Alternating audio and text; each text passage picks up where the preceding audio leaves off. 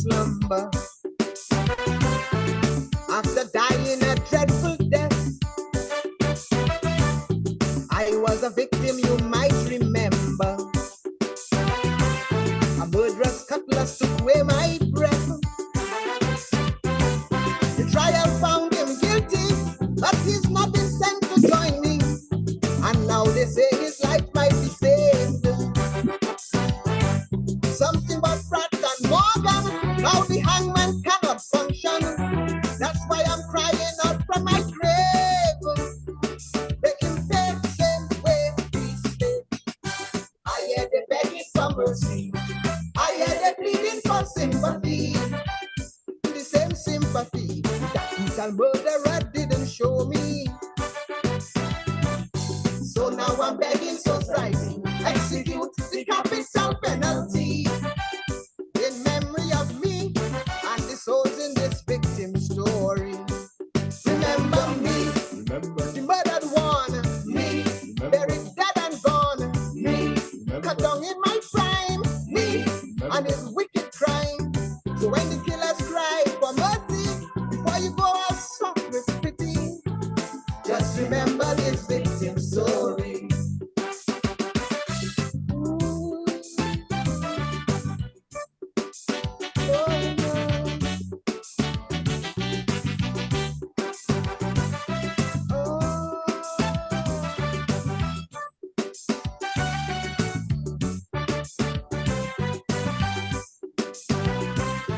I am the little school girl named Trisha. I am the watchman on Chaussee Road. Or maybe you all may know me better as the battered body of Valerie Lord. I screamed and I cried in anguish as he chopped me like a swordfish, and in my very own blood I choked. Now this vicious, heartless killer wants to write a sympathy letter to save himself from the hangman's rope. Make him pay the same way he slayed me. I hear they begging for mercy. I hear they pleading for sympathy. The same sympathy that brutal murderer didn't show me. So now I'm begging society, execute the capital penalty in memory of me and the souls in this victim story. Remember me, the murdered one, me, buried dead and gone, me, cut down in my prime, me, and his wicked crime. So when the killer cries for mercy, before you go out with pity, just remember this victim story. Yes, indeed, folks. Just remember the victim's story, a song by the Mighty Pep out of St. Lucia entitled Victim's Story. A matter of fact, if you listen to that song very intently, the second verse in that song, a line in there says, I am the little schoolgirl named Trisha. This evening, we're going to talk about another little schoolgirl named this time Chantel Crump out of Antigua and Barbuda. We have our brother here, journalist from Antigua and Barbuda, in the name of Mr. Ian Hughes, better known as Magic. He's going to just give us an update or some information as to where that case is at, as the people of Antigua, they are still reeling from that very horrific and barbaric crime indeed. Folks, this program is Civic Vibes. It is 5 minutes past the hour of 6 o'clock, not just in Dominica, but in the region in which we live. And those of you as well listening and watching further on, and your time zone is a bit different, thank you very much for your eyes and ears each and every time. This evening is the 16th evening of March 2025, and that is where Alvin Thomas, myself, and the Civic Vibes team, also Brother Magic here, Zed, and Adelaide to come. We want to wish you guys a very, very special evening indeed.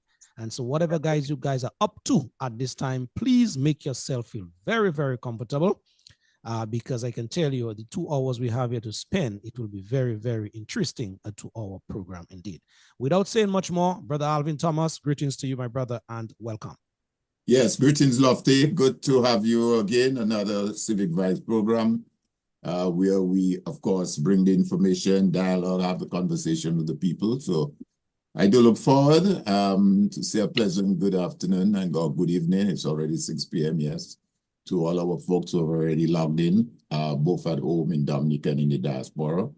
Good to have you guys back. We were out for, I think it was 2 Sundays, Lofty. Yes, 2 Sundays, 2 Sundays. 2 Sundays following on the carnival. We just had the carnival celebrations and we were out for those 2 past Sundays. But we're back on today and we're looking forward to an engaging conversation. Of course, we have our brother Magic from Wadadli with us this afternoon that's going to share with us a very interesting but sad story. To say all those who are celebrating today, birthdays, anniversaries, greetings to all of you and anyone mourning the loss, we say accept our condolences. Having said that, though, we know we lost an icon this past week in the person of Fitzroy Williams, one of the founding members of Exile One, a phenomenal guy in the music field. So we want to, on behalf of Civic Vibes, to express condolences to his family and friends, of course. So love to hear another interesting conversation, and let's just get the ball rolling. Indeed. Thank you very much, Alvin, for your opening remarks. Indeed, very much appreciative indeed. All of you on the live feed already, please share that live. Share the live. Make someone know that that program is on and they too can be a participant thereof. Thank you very, very much indeed. We will be very grateful as the Civic Vibes team. Folks, let us just move across now to our guests for the very first half hour, 45 minutes thereabout. No stranger to Civic Vibes, Mr. Magic, good evening to you, sir. Ian Hughes by name. How have you been? It has been a little while. A pleasant good evening to you, Loftus, and to all the people of Dominica, those who are listening and those who are watching. It's certainly an honor and a privilege to be speaking with you guys.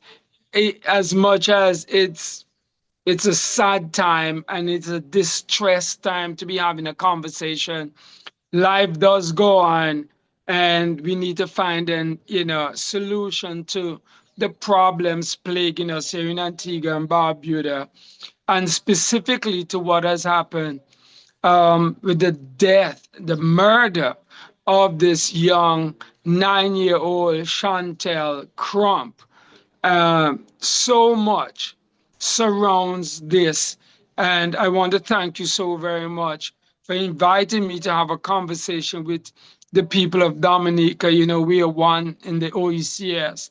What happens here sometimes translates to what happens over there and vice versa and the other regions of the OECS. So thank you so very much for inviting me to have a conversation with you guys. All right, indeed. Brother Magic, you're always welcome here. I know whenever we reach out to you, you always make time. And so we are very, very always appreciative of your sacrifice indeed.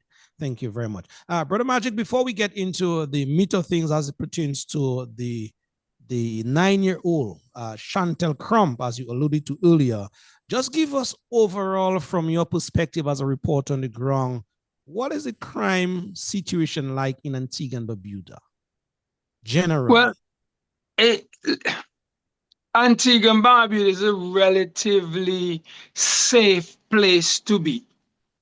If you compare Antigua and Barbuda, many nations across the entire globe, I think that you can come to the conclusion that Antigua and Barbuda is a safe haven. The thing is, though, in recent times, we have had a number of persons who have just simply vanished, just disappeared in Antigua and Barbuda. And that has become more and more troubling to the persons living here in Antigua and Barbuda. It's not too long ago that 2 adult males, like in maybe 2-week succession, came up missing. And for the past 6 or 7 years, there have been a number of persons who have just turned up missing, just vanished in thin air. Nobody know what has happened to them. And so that has raised some alarm. That said, though, most people will say to you, and the authorities will say that Antigua and Barbuda is a relatively safe place. This, I think, may be the fourth or fifth murder, or third or fourth murder for the year of 2025. We don't normally go to, 20, 30 murders a year. However, one murder is one murder too many. So overall, as it speaks to the safety of a nation, Antigua and Barbuda is relatively safe. Wow. All right. Thank you very much, my brother, for that update indeed. Let us go back to the case that we really want to zero in on. From Thursday evening, last week, that is, you guys were starting to get news of this young 9-year-old. Wednesday, actually. It was Wednesday evening. Wednesday evening. Well, my mistake, and thanks for the correction indeed. That's Wednesday okay. evening, you guys started to get news of her certain quote disappearance, as it were. Persons couldn't account for her. Can you just go back there and sort of bring us up to speed, please? Okay. On Wednesday, there was a young lady by the name of Bonita Williams who had a Facebook Live. That's how I learned of the disappearance of the young Chantel Crump. I was on Facebook and I saw this young lady who incidentally was one of the persons who was arrested in 2021 after the police had fired tear gas and rubber bullets at a peaceful protest or peaceful protesters in the height of COVID. They were demonstrating. I was there as well. So I got the brunt of that, of the peaceful protest of the COVID jab.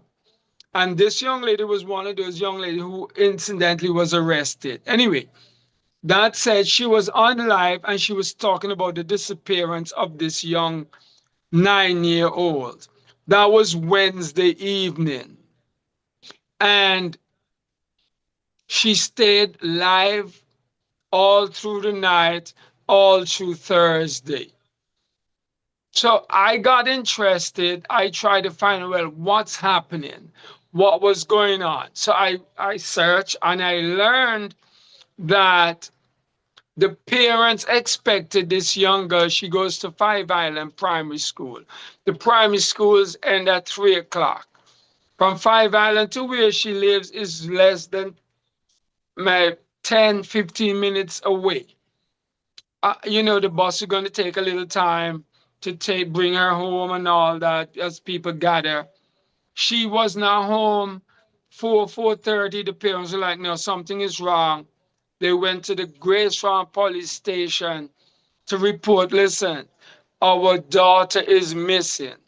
And that's where everything went crazy because the reports are that when they reported the young lady, the young girl, the baby actually being missing, the police at the Grace Farm police station, and I must say this, there have been a number of persons who have said that the police officers at the Grace Farm police station don't seem to take their job seriously. And there have been a number of complaints of the police officers at that station. Fast forward, they went. They they claim, listen, my daughter is missing. The reports are from the parents, I got this from the parents, that the police was very dismissive. As a matter of fact, a quote coming from one of the police officers was, what you are worried about? The little girl must be comfortable somewhere where she did. Now, I know, I listen, that in itself is disheartening to hear from a police officer. Some may say, oh, Magic, you're just spewing stuff.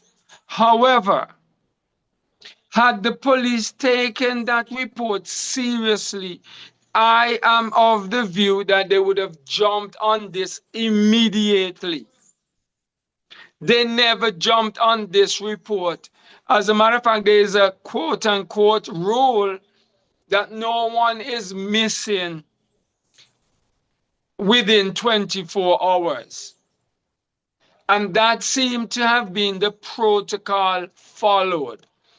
However, there were a number of persons, including the parents and this young lady, Bonita Williams, who was like, no, no, no, we got to break protocol. This young lady, this baby is missing. Let's go now. It just so happened nothing officially happened from the police. It's now 2 o'clock in the morning, and they've gathered a team early in the night. Say, look, let's go look for this young lady. There's no police officers involved in the search of this young girl. 2 o'clock in the morning, a police officer apparently bumped up on the group looking for this young lady. And reports coming out of that was, wait, I think police now nothing else to do but to look for people. Now, I'm telling you guys this because I want you to understand why there's certain people who feel like the police has a serious role to play in the outcome of this scenario. Fast forward, it's 5 o'clock in the morning. I couldn't sleep. I just could not sleep. I'm following this young lady online live. We're out, we're searching for this young lady. We don't have the assistance of the police, but we're out there. 5 o'clock in the morning, I called a friend of mine who I know was out on the search. And she says, Magic, we're in your vicinity, which is Casada Gardens. We have a lead. Could you come over? Let's see if our lead would pan out something. I got up, I'm out there, I went, and they said, look, this house, we have identified a vehicle because it was reported that the young lady was seen by her friends in a silver Honda. And while she was living in that silver Honda, the day she was abducted, she waved to her friends. So there was this thing of a silver Honda. So they got this thing that there's a silver Honda in my area. I went out, I spoke with them. It just so happened that silver Honda had nothing to do with the abduction of this young lady. How I bring this in to say that I was out there from 5 o'clock in the morning. There's a young man by the name of Nathan James. I have to give him a lot of credit. This is the young man who organized a group to go out and search for the What's his name? for the What's his name? baby. What's his name? You said Magic. I just want to take that name. Nathan James. Nathan James. All right, cool. Thank you. Now, there is a store, a building close to where this young lady was the baby was abducted. I need to keep that in mind because a 9-year-old is a baby. Yes, yeah, baby This is a child. baby Yes. was abducted, and there was video footage of a vehicle, and that is why they were able to identify a silver Honda. Now, I'm of the view had the police moved on this, we probably would have had a different outcome. Anyway, nothing happened. It's 5 o'clock in the morning. We're at Casada Gardens. This group, they agreed that, you know what, we're going to call it a night or a morning, and we're going to meet later. In the meantime, Nathan organized to go and get the footage to see if he could properly identify the vehicle. That is number, the registration number. They organized to meet at Perry Bay at 11 o'clock, and they will continue the search. At 11 o'clock, I got to Perry Bay. I got news that they have identified the number of the vehicle and the owner of the vehicle. And there were reports that the owner worked in English Harbor. So now the group of persons who gathered were headed to English Harbor. I headed to English Harbor as well. On the way to English Harbor, the convoy of persons who were going out to search were stopped by the police. For whatever reason, I didn't get from the police why they stopped them, but that was the report. You guys can't go no further because we have identified the telephone number of the owner of the vehicle, and the police apparently called the owner of the vehicle. Now they stopped the convoy in English Harbor for more than an hour. So they were like 30, 40 persons just sitting, waiting on the police to guide them. Nothing was happening. And then we got news that the owner of the vehicle lives in Glanville's. We all ran to Glanville's. We identified where he lived. He was at home.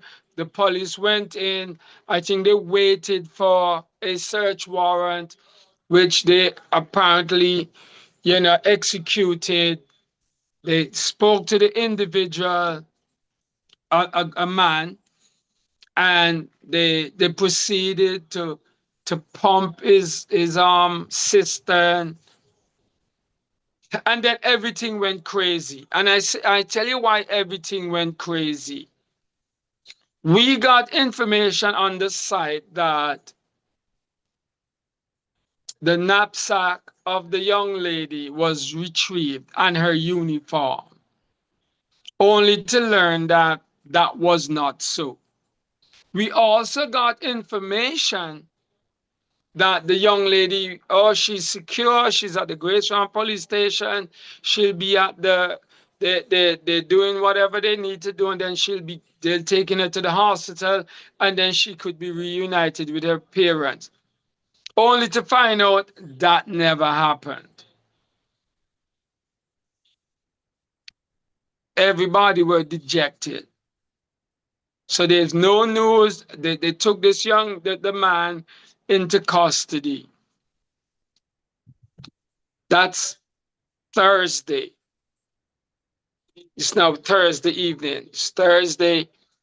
And then we come to find out the following day that they found the baby murdered, because the man told them of the woman who did pick up the girl. Let me rewind a little bit, because there were reports that came in that the 9-year-old was taken to a shop in Freeman's Village. She was taken to Kentucky, and the parents got that news. I was with the parents, and they told me about a telephone call they got from the proprietor of a shop in Freeman's Village. Apparently, the mother and the proprietor got into an argument, and the proprietor shut her phone off. So all communication about whether it was Chantel or not, Chantel died from that communication. So now we are on Friday, and we get the news that this young lady, that the baby is found at Weathers. It's a place, it's under like the northwestern side of the island. It's an area that is very, very isolated. Now, I'm not going to go into the gruesomeness of what the reports were of how they found the body. And the reason why I'm not going into that, my brother, is because to date, the police have not held a press conference. The police have not given journalists in Antigua an opportunity to ask questions, to tell us exactly what they know in the confines of protecting the investigation. Because obviously, yes, you got to protect the investigation. Now, there are a lot of rumors going around. I'm not going to go into rumors, Loftus. You know, there have been reports of the reason why she was abducted, what happened while she's being abducted. As a journalist, you understand if I don't get information, official information, I'd be foolhardy to pass it along. So I'm not going to go through all that stuff. Sufficing to say, though, the speculations have been crazy. As a matter of fact, even prior to the abduction of this baby, the fact that so many people have turned up, have been missing in Antigua and Barbuda, there have been speculations that somebody's kidnapping people. There's a human trafficking ring. There's some have come up with organ harvesting, all sorts of things. Now, you know, I've researched, well, not researched, I've searched into organ harvesting. It's not Magic, just let me just interject a bit before you go into the sure. organ harvesting aspect of things. The mis or disinformation that you spoke of previously, would you give us an idea where would these things emanating from? The information, the misinformation you mentioned previously. Just give us an idea where will all these allegations and innuendos coming from? Okay, here is the thing. Social media is a place where a lot. See, I don't do there's no, for me, there's no such thing as misinformation. There's information. It's just how you channel it. The thing is, because there's no official information from their police and there's speculations from people, that's where you get all these rumors. Okay. And the police seem not to understand that if they don't give official information, the rumors are going to spread. The speculation. But you'd agree as well, Magic, you being a journalist yourself, that there's certain information that is detailed information that the police, they are sort of, their hands are tied, as it were, in terms of giving out detailed information. But I understand there's certain broad-based information that can be given. For example, let me ask you, where was this young child found in terms of a lifeless body? At a place called Weather Rills. It's on a beach. It's a secluded beach, as I say, on the north western side of the island. Okay, all right. And whenever there's persons missing, people go there to search because it's so secluded. Okay, fine. Now, the police said that this young lady who is charged with the murder of the baby, Angela Mejia, she was the one who confessed to abducting her and taking the police to where the body was. So that, I guess, that is why they charge her. They have not charged anybody else. Like the owner for the vehicle is not yet charged. So where is he as we speak? Do you know? I don't know. I don't know if they have. The thing is, according to law, 48 hours is the maximum time you can hold someone without charging them. Okay. So today is Sunday. They took him into custody Thursday. I would imagine if they're following the law, he would be let go unless you're going to hear that they have charged him. Now, we don't know if the police is not charging him specifically for a specific purpose. So I'm not going to push the police to charging anybody else. The thing is, they have charged someone with the murder of this baby. Okay, Now, but in terms of you following this story, was that gentleman, was he ever in connection with that young lady that is now being charged or was charged? well, the thing is that the vehicle is identified as his, and the vehicle, she is identified as driving his vehicle. So that there's a Okay. connect. There's a Oh, connection right there, okay, okay.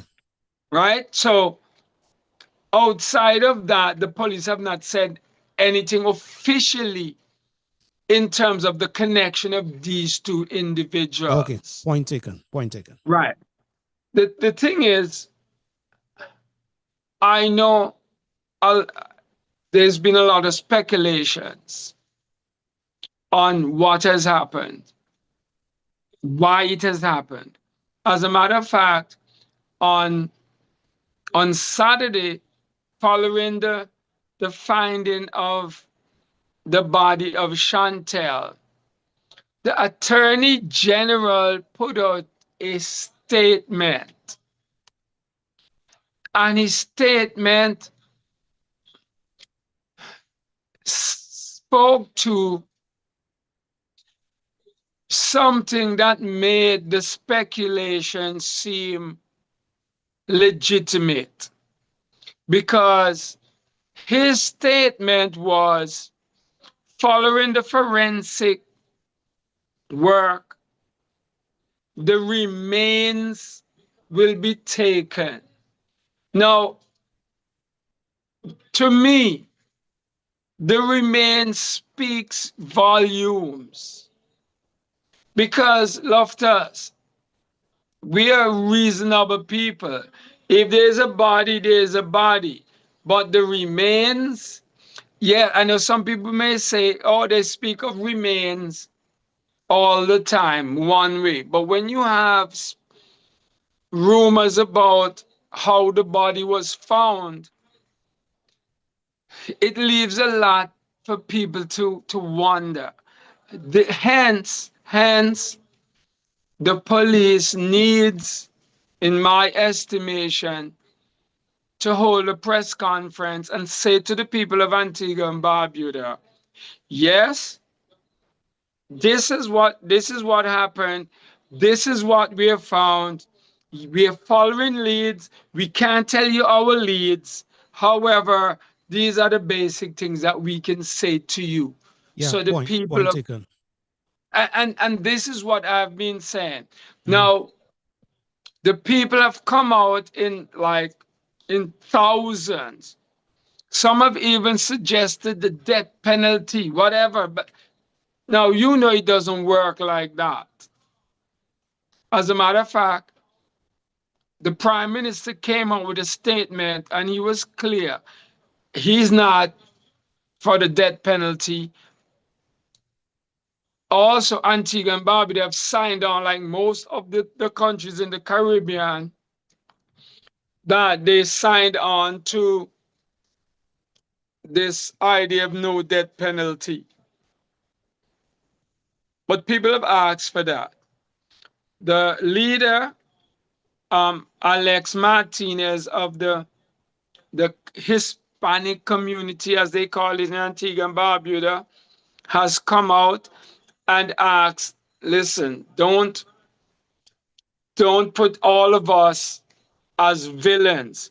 One person from our community has been charged, and that should be the focus. Because right now there are tensions amongst Antiguans and that community of people from Santo Domingo, because the lady who the and let me just say this. Angela is only 20 years of age. She's a young lady herself. The woman who has been charged with this murder. So there tension among the communities in Antigua and Barbuda. Now, Loftus, let me say this. While the murder of this heinous murder is something that we need to look on seriously, how did we get here is the bigger question. And while we try not to put politics in murders, crimes, and all that, one must understand there's a huge number of undocumented persons living in Antigua and Barbuda. We have not had a census in this country for more than 10 years.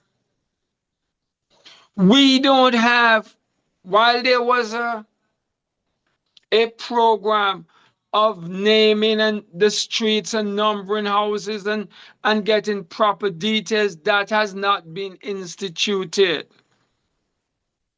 So there is, if you live in a place where there are a huge number or a large number of undocumented persons, things are going to happen that you're not going to be able to account for. Yes, they've got this the young girl for the murder of Chantel, but there have been so many missing persons in this country that we have not been able to account for. And that is the bigger picture. Why is it that the authorities are failing to put in place a program that will identify or document? Yeah, I understand one or two people will go undocumented. Yes, there's no perfect system. But if you go on I'm a man of the streets. I know the streets. There's just too many loose ends in Antigua and Barbuda. And the Yeah. murder of Chantel Crump, 9 years of age, I hope will bring persons to understand that we have to take a more serious role in the governance of this country, because today is Chantel, but it may who you don't know who tomorrow. And the Yeah. number of undocumented and the number of missing persons is something for us to be very much concerned about. Yeah, Brother Magic, thank you very much indeed for that sort of comprehensive update, as it were. It sort of put things in better perspective for us in Dominica and the rest of the region and the world who is listening and watching you at this time. Just finally, Magic, before you go, we have a next program, two guests up next. Just before you go, in terms of how that has left the general population of your country, give us some insight there.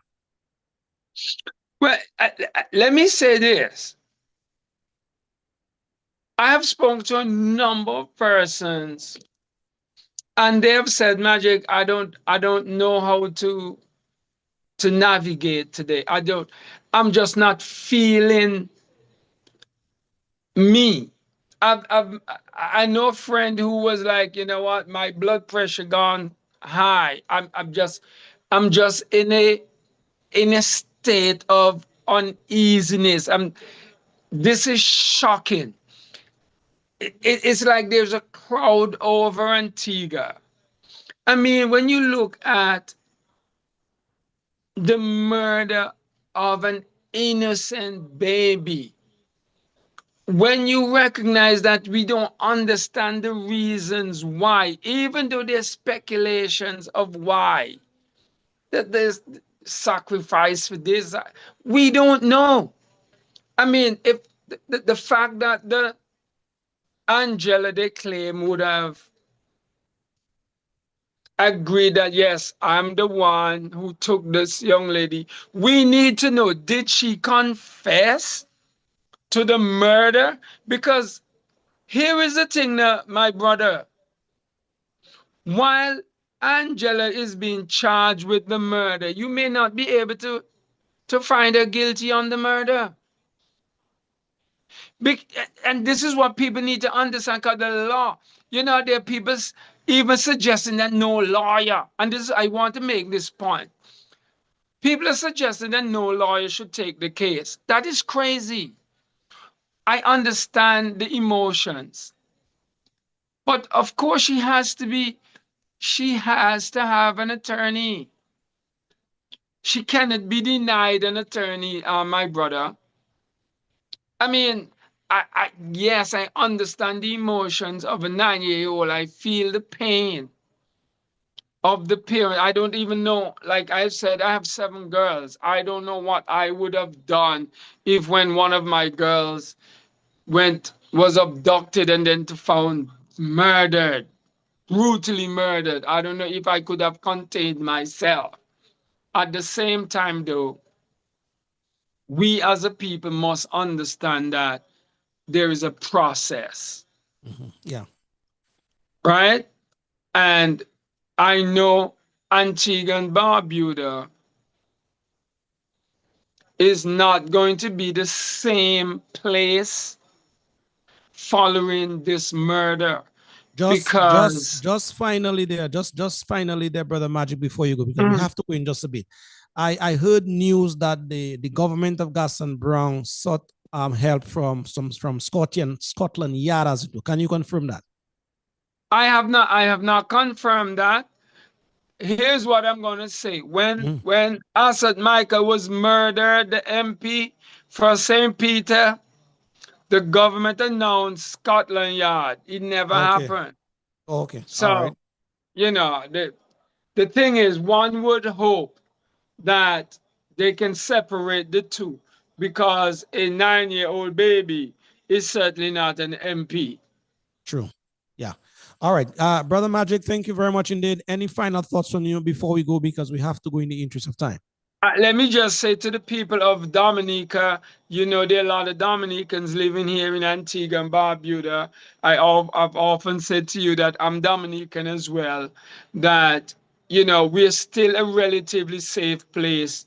And we as a people need to get together to ensure the safety of our babies, of our loved ones. And we have to be our brother's keeper, as they call it, our sister's keeper, and live in unity, so that we as an OECS region can lift ourselves above what seems to be right now a crazy time, when you see what is happening coming out of North America. And as a people, we need to come together and be more of a family. My brother, Ian Magic Hughes, thank you very much indeed. Well said. We appreciate the time. Thank you so very much. After dying a dreadful death, I was a victim, you might remember. A murderous cutlass took away my breath. The trial found him guilty, but he's not been sent to join me. And now they say his life might be saved. Something about Pratt and Morgan, now the hangman cannot function. That's why I'm crying out from my grave. Make him pay the same way he slaved me. I hear they begging for mercy. I hear they pleading for sympathy. The same sympathy that brutal murderer didn't show me. So now I'm begging society, execute the capital penalty in memory of me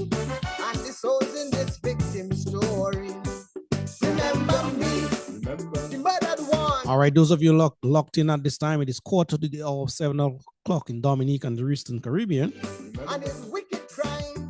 You have just been listening to journalists from Antigua and Barbuda, Mr. Ian Magic Hughes, bringing us up to date a matter that unfolded from Wednesday, where a young child, a very young child, 9 years old, Chantel Crump, was found lifeless in Antigua and Barbuda. One woman, Spanish in descent, so far has been charged with the heinous crime for this child and was charged for murder. I am the little student. We continue to follow that situation there at Civic Vibes as it continues to unfold. Road. And you can count on us to bring you up-to-date information as I said, the situation continues to unfold in our sister country, Antigua and Barbuda. Lord. To the mother, father, family, friends, loved ones of Chantel Crump, we sympathize with you at this time in a very, very profuse way. And in my very own blood I choke. Mr. Pep from St. Lucia singing Victim's Story. Killer want to write a sympathy letter to save himself from the hangman's rope. Make him pay the same way he slay me. I hear they begging for mercy. I hear they pleading for sympathy. So far, so good. Brutal murderer didn't In terms of the information coming out from Civic Vibes table this evening, in society execute the capital penalty. segment number 2 is up next with Miss Adelaide Paul and Mr. Zed Lloyd. Victim story. As the mobilization efforts continue around Dominica for what is up on Wednesday of this week, Dead and gone. as the people of Dominica are asked to gather in our numbers outside of our parliament to send that all-important message to the powers that be.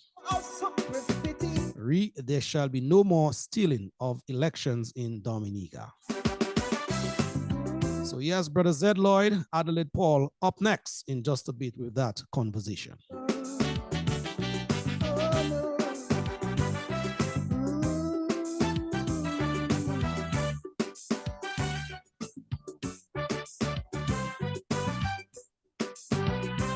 Society cook up a mercy council and Amnesty International.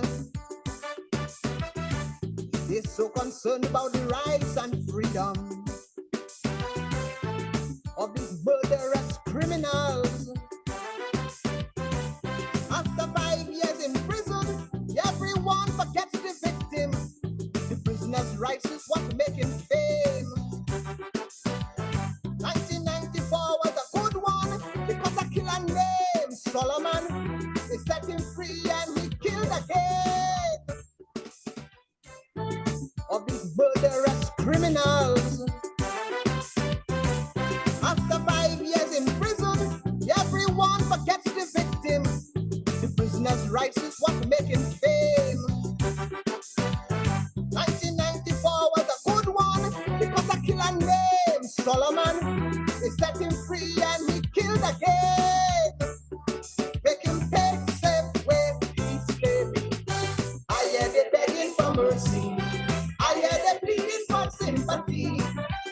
The same sympathy. It's the one man, but like Egypt, the people need freedom.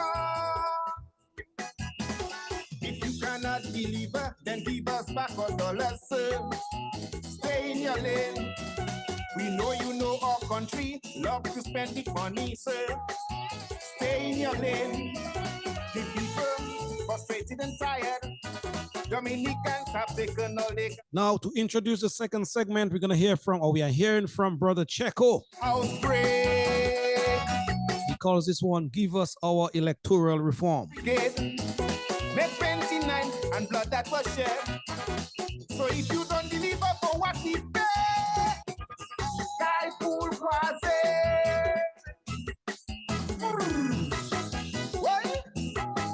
All of you here with us, thank you very much, as I say each and every time, for your eyes and ears as we continue here on the Civic Vibes program. 10 minutes to the hour of 7 o'clock. We'll start in just a bit, 2 minutes thereabout. Dominicans, we need to fight for what we believe. Enough talking, for action. We need reform. We need our voters' card. The people pressurizing. Yes, they're ready for action. How long before we get our reform? Very, very powerful question from Cheku to get us started here. How long will we get our reform? Miss Adelaide Paul, good evening to you in a very special way. Welcome to Civic Vibes. Good evening, Lofty. Good evening, everyone on the panel tonight. Alvin and Zed. Good evening, Dominica. Hope you're having a wonderful Sunday. Indeed. Always a pleasure, Adi, to have you on board. I should call you patriotic, Adelaide Paul, to qualify it better. Okay, Lofty. All right, brother Zed Lloyd, where are you? Another firecracker, patriotic Zed Lloyd. Good evening to you, sir. Yeah, can you see me? No, I'm not. We are not seeing you. We are hearing you. I'm here. I don't understand why. Your camera is on? Should be automatic. Well, if you do turn it on, it has to be turned on. There's a little arrow across it supposed to be pressed, and then because I'm still seeing it there that from my end, your camera is still off. Right, it is. No, the camera is still off. Zed, can you just try to rectify that whilst we start the convo with Adi, and then we will get back to you once things smooth out itself. All right. All right, cool. All right. I send that link to you, Zed, if you're still listening via your WhatsApp and also email, so you could check the other platform. Yeah. Thank you very much. Adi, good evening to you. Alvin, you have been there. I have not been saying too much, but let us just get things going, if you, Alvin, in terms of the foundation of the conversation for free, fair, and transparent general elections in Dominica. Well, Lofty, Adi, good afternoon, Adi. Good to see you again, my friend. And Zed, my brother, SMA, alumni, I would say. That's where we got it all, that's where it started. Zed is a product of that institution. A pleasant good afternoon to all of you. Yes, Lofty, we are back onto that topic. And as you rightly pointed out, there is a big event scheduled for the 19th of March, a huge event. Some would describe it as a make or break event on March the 19th. But I guess the question some people will continue to ask, man, why are you guys still talking about that? Well, you're not going to get reforms, you're not going to give all your reform, and blah, blah, blah. This is an old topic. This is a boring subject. There are other things we should be dealing with. And my response to that really is, as I have always said before, election has consequences, period. Election has consequences. And if our elections are not properly done, then we're going to have serious consequences. And all the other things that we may want to discuss other than electoral reform, like the garbage disposal, the health, the education, the Chinese influence in Dominica, and all this other stuff, will not be able to address if we don't have a proper election process. Now, I sent you an email, Lofty, a few minutes ago. It's kind of late, though, and I also sent it to Adi. It's an article that I came across from Wire JA, and the article speaks to the question of the bloated electoral list of Guyana. It says there, the caption says, Guyana's bloated electoral list undermines democracy. CARICOM, OAS, and the Commonwealth must act. That's the article. Very long article, very well detailed, making comparisons with other countries, not just in the region, but even outside of the region. Because what the article is attempting to do is to show how a bloated electors list is seen as a corrupt practice, something that undermines democracy. And And I think it's a very interesting article, and it is, I wanted to reference it in light of the event coming up and why Dominicans should be concerned with respect to what is happening. Now, let me just say quickly, in terms of Guyana's bloated list that they're referencing, Guyana population in 2024, according to the article, was 800,000 persons there plus thereabout. Their registered voters was 731,000. And the percentage of population registered shows at 91%.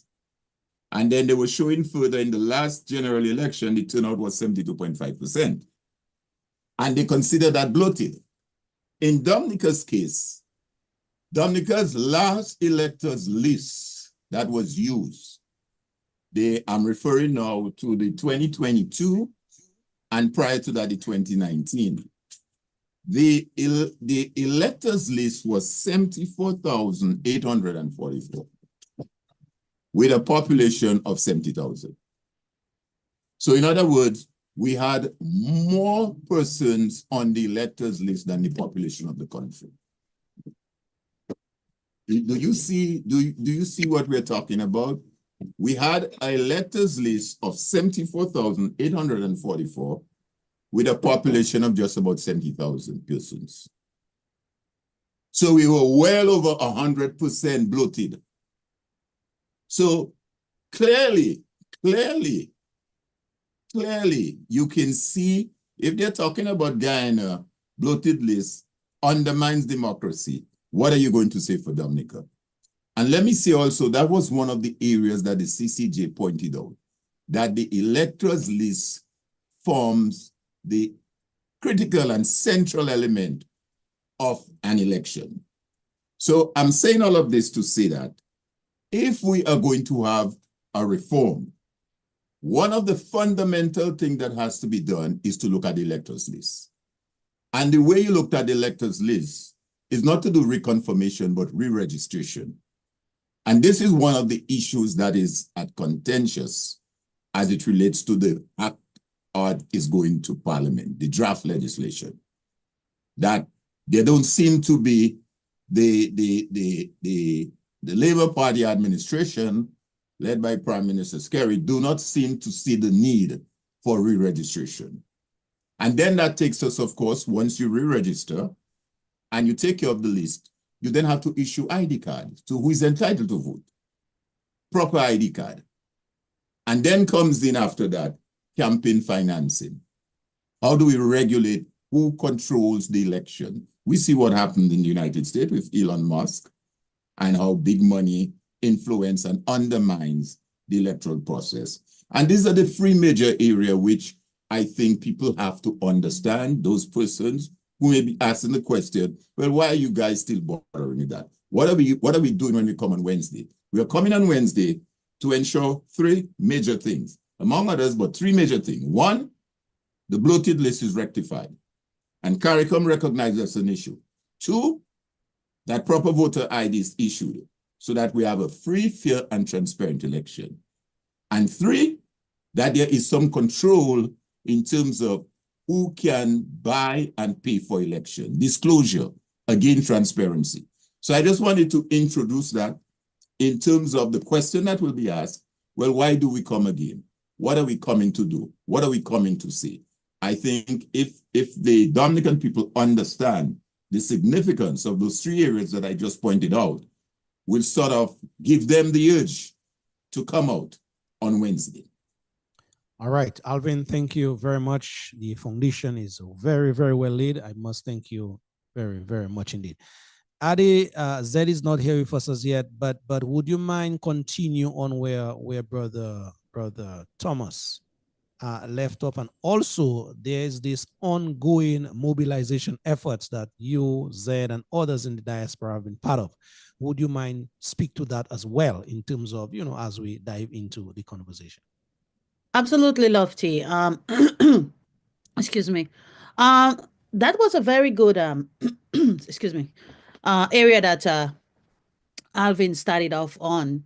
And if I may just, if because he just sent me the article and I have it on my screen, I would really like to share it with the public. I'm going to try to share my screen, Lofty, so the public can see exactly what Yes, no problem. Alvin, because I think the public really needs to look at this and see what Alvin was just referring to, how critical is it? It is. Yes, we are they seeing see your my screen now. screen? Yes. Yeah, can the public see my screen? Well, I guess once I'm seeing, they should be. Okay. Yes, they should be able to. I'm seeing it. Yeah. Okay, you're saying it. And yes, I just think that that's so critical because Alvin just spoke about the Guyana list.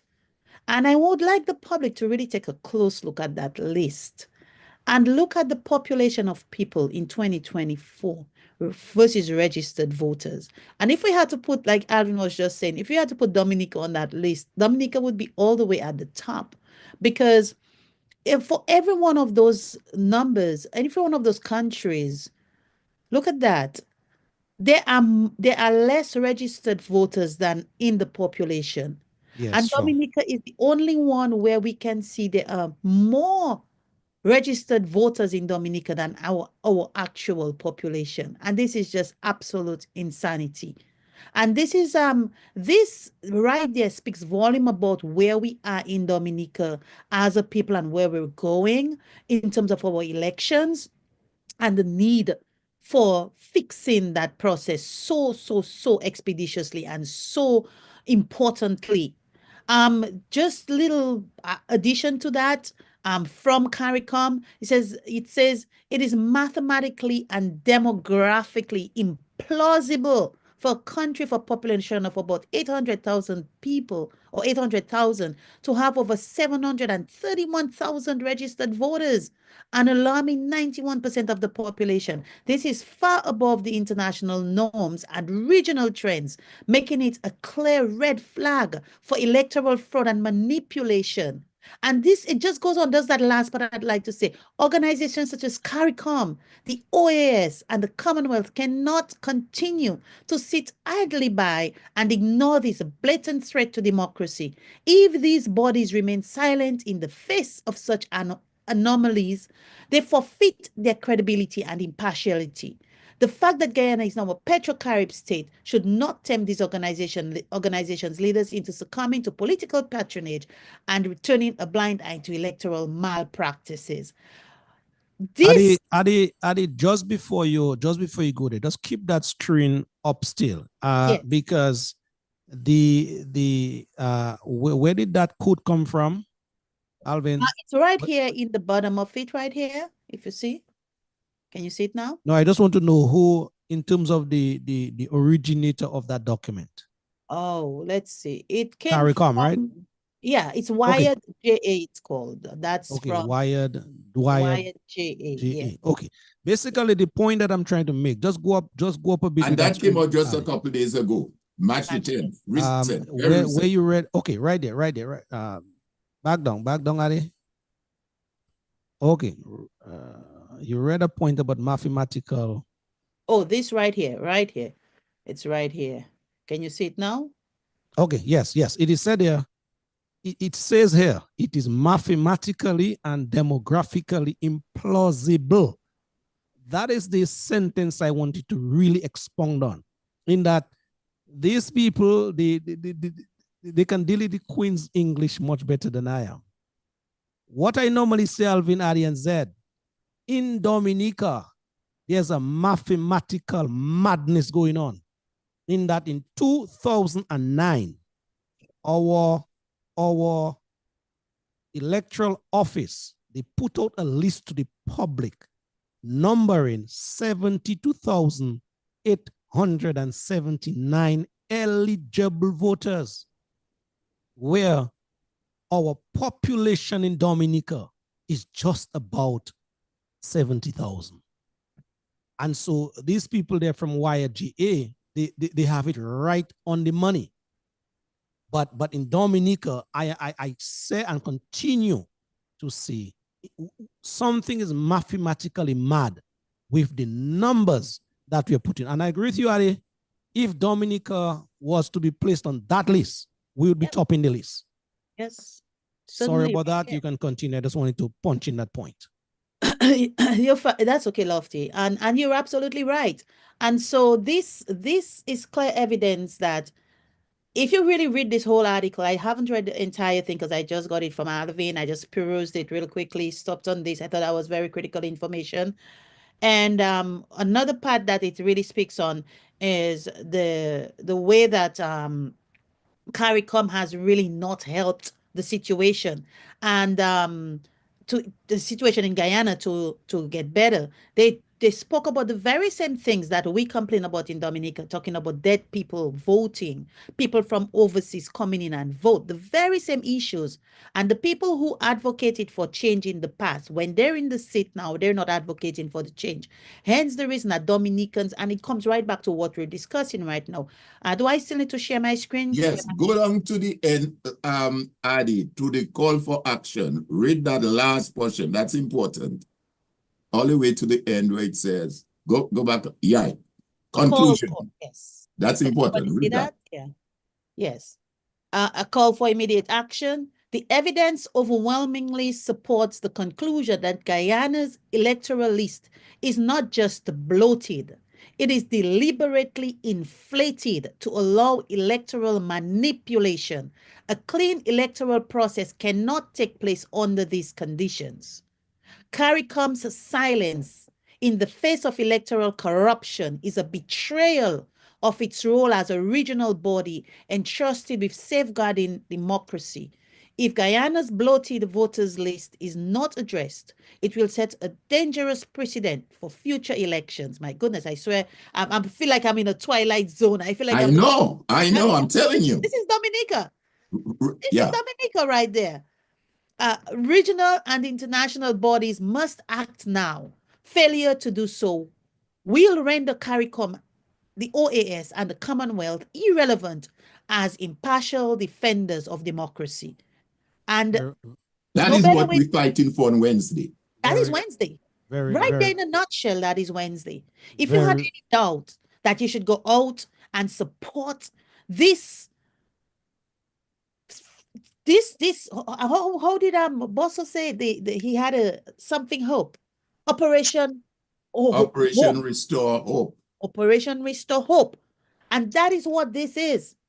Everything that was mentioned in that article is Dominica and more. Dominica with more. We have surpassed our voters list is more than our actual population. Elections have consequences. Elections have consequences. And we say time and again, there is no way that we can go into another election with just checking the voters list. We need a complete re-registration of everybody. It has to be that way. It has to be cleansed. There has to be that all this has to be thrown away. And there has to be a full new re-registration. Then voters need ID. Every one of us can attest to people coming to Dominica, voting on other people's name. I am XYZ, go to La Plaine. I am LMN, go to Grand Bay. I'm ABC. The same person doing that. Time and again, we need to have voters ID. And then we do need campaign finance reform. This is crazy. Everybody's seeing what Elon Musk money is doing in America. And it's affecting us in the Caribbean too. In Dominica, who holds the purse? Who is holding the purse? Who is dictating who's staying in office? Who's financing all these huge... I never heard of Labour Party holding one barbecue. Where does Labour Party get its money from? Who is financing the Labour Party? There is a meet and greet in St. Martin when soon. Is that from Roosevelt's pocket? Is that from one of those passport sellers' pocket?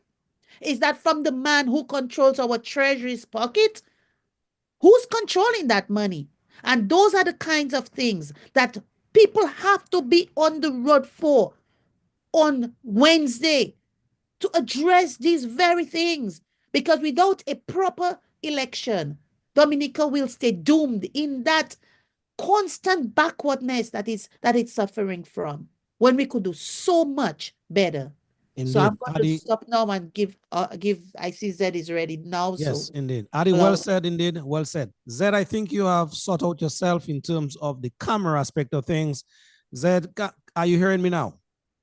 Yeah, I'm hearing you, Lofty.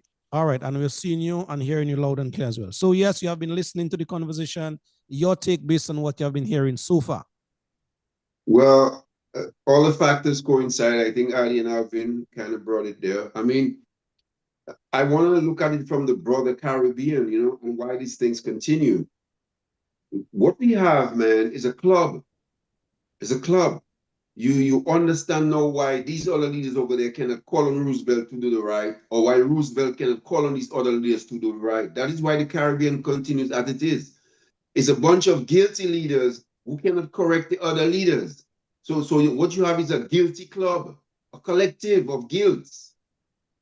You understand? And so that is why we have the situation in Dominica. That is why we have the situation in Guyana. That is why we have the situation even coming again in Antigua, where the people have tried and they're still realizing, yo, we might have to go back through this thing again because the campaign finance reform thing is not executed.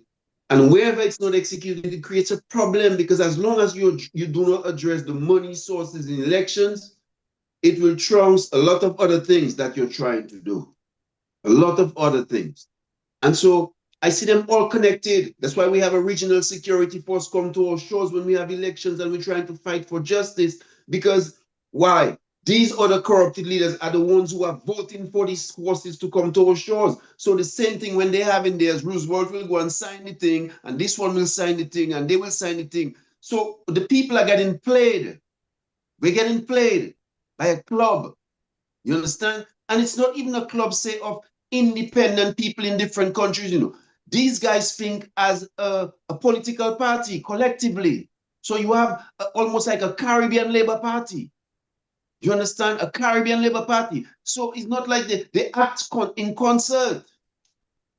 They act in concert. We are in trouble, man. We're in trouble. We used to be colonized and the foreign people had control of us. Right now, we are no longer colonized. But it's a bunch of politicians that have organized themselves into the Caribbean almost like a colonial entity, and they're controlling our future through manipulative political strategies around our electoral process. And I think that is the issue with us in Dominica right now. That is, instead of talking of this thing like this singular kind of a thing, we have a chance to make a statement to the rest of the Caribbean. We have a chance to make a statement. We have a chance to make a statement and say, you know what?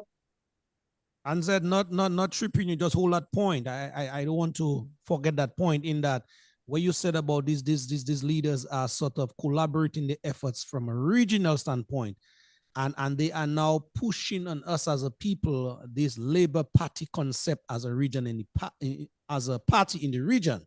Here it is. We saw that in Live and Live in Color in 2019 before the elections. What did Roosevelt Scary do? He went to Antigua and brought a contingency of labor rights to Antigua to basically meet other labor rights in Antigua. He had JPA and Drew from St. Kitts right here in Dominica when 3-4 months ago, talking about some convention or whatever it is. And you hear them now talking about consolidating the vote. So you're right on point. I just wanted to make that point. Yeah, man. Yeah, I mean, you know, these things, I mean, once you study it, man, you see the pattern. It's blatant. And that is the sad thing about it, Lofty. It is blatant. And it is blatant because these guys think that we as citizens we're so ignorant and so stupid that they don't even hide it anymore. That's what's troubling. Like illegal stuff is not hidden in the region anymore. It's not hidden. It's blatant and bold-faced, like we can do this because we control the parliamentary process. So citizens are not addressed. That's why the conversation takes place between political parties. They figure once they have overtaken the opposition party, they have overtaken the country. You understand? And there's something wrong with that dynamic. There's something wrong with that dynamic. Beyond the political opposition party, your responsibility is to your citizens. And they're the ones you govern. And your governance must be based on premises of honesty to them and interest and profitability as a collective, not as a political party. You understand? So we have to address this. We have to address this. And we have to address it on Wednesday. We have to address it in force. We have to come in peace, but we have to come militantly peaceful. Militantly peaceful. We have to let these guys know that we come in there for justice. We come in there for justice because the system regionally is unjust. From me on down, they talk all these broad regional conversations, but internationally. But when it comes to dealing with us on a level as people, they are not. These people are not progressive people. They're not progressive. A bunch of lawyers in governance. They have not changed none of the laws in the region. None of the laws. None of the laws. You understand? Look at our land in Dominica, bro. Land is being sold arbitrarily to a whole bunch of foreigners. If we don't have a government that makes land laws to protect patriotic native status, what are we going to end up, Lofty? A beautiful country where we own none of the land. You understand? So it's more than just electoral reform on Wednesday, bro. It's more. It's more. We internationally facing sanctions from governments because of our government. Our government. We had Maduro, a corrupt election, and Roosevelt scared, and Iran and Russia are the free countries. Here where you are, Iran, Russia, and Dominica, the free countries in the world that stood up for Venezuela on a corrupt election result. Why are we getting involved in this kind of garbage? What are we doing in this garbage? You understand? So we must get sanctions against us. Look at our CBI program. If these guys had just simply enlisted the European Union, enlisted the American institution, and asked these guys to help in their vetting process, we could have bought time for our program. We wouldn't be getting sanctions. But they do not want to do that because Adelaide asks, how are they financing their elections? They are financing their elections for the corruption in the CBI business. And that is why they do not want it vetted by these international agencies. And who pays for it? As citizens. Oh, we cannot get visas to go here. We cannot get visas to go over there. And all these guys had to do was allow these international institutions to be the vetting process, and would be making our money nice and easy on CBI without any sanctions and without any stress. But there would be no corruption because Roosevelt Skerritt could not be able to manipulate the money corruptedly to finance his DLP party. You understand? So Dominicans have to stand up. This is not a labor right thing or a freedom thing or a UWP thing. This is a Dominica thing. We as Dominicans are losing benefits internationally because our government refuses to do things the right way by the book. By the book. I'll stop for here now, Lofty. Yes, Ed. I don't know words to basically say I'm in agreement with what you said. Adi, Brother Thomas, it's a free-flowing conversation. Callers, we're going to open up the lines in just a while at the bottom of the hour, so please stay tuned for your opportunity as well. Yeah. Well, again, Lofty, if I may just again, and I would want to appeal to all of our folks who are online with us now, because the majority of them, I would say, are part of the choir. So we are pretty much preaching to the choir, but there may be one or two out there. I would want each one of them there this evening to contact another 10 friends or contact of theirs in the network. So if we have 100 people there now, you need to contact 10 other persons. So do the maths for me, Lofty. I'm not so good at maths. Okay? Yes. So that is the challenge I'm throwing to those who are on the live now. Go ahead and contact 10 other persons or more in your contacts, your friends, your family, in Dominica, of course, and tell them, hey, this is why you need to be there on Wednesday. You need to be there on Wednesday because you know what? The electors list is bloated. And like Guyana, in an article I just published, CARICOM refers to it, or it is referred to as a corruption. And this is what we are fighting. And you know why we are fighting it? Because based on the records, I'm not telling you what's just on the top of my head. You can research it yourself. You can check the electoral office in Dominica. It shows we are over 74,000 persons who are on that list, where we only have a population of 72,000 persons. So that is corruption. That is room for manipulation and corrupt practices in our electoral process. And what we want to do is to ensure the laws or the legislation that's going to be passed in Parliament takes that into account and have re-registration. And re-registration means that everybody on the list would have to be re-registered. And that is not difficult to do because we only have a population of less than 70,000 people. They have done that exercise in jurisdictions that have way more populations than that. And say to the person when you call them as well, we need voters ID. How can you present yourself to vote and nobody knows who you are? And that too was pointed out in the last OAS report in 2022. So again, I'm not telling you anything that I'm making up because the OAS said they saw multiple, they didn't just say one, they say multiple instances where persons could not properly be identified when they presented themselves to vote. If we have voter ID card, properly issued voter ID card with biometric, that would eliminate the room for corruption and fraud. And then, of course, we need to have an even playing field of how much money that is spent.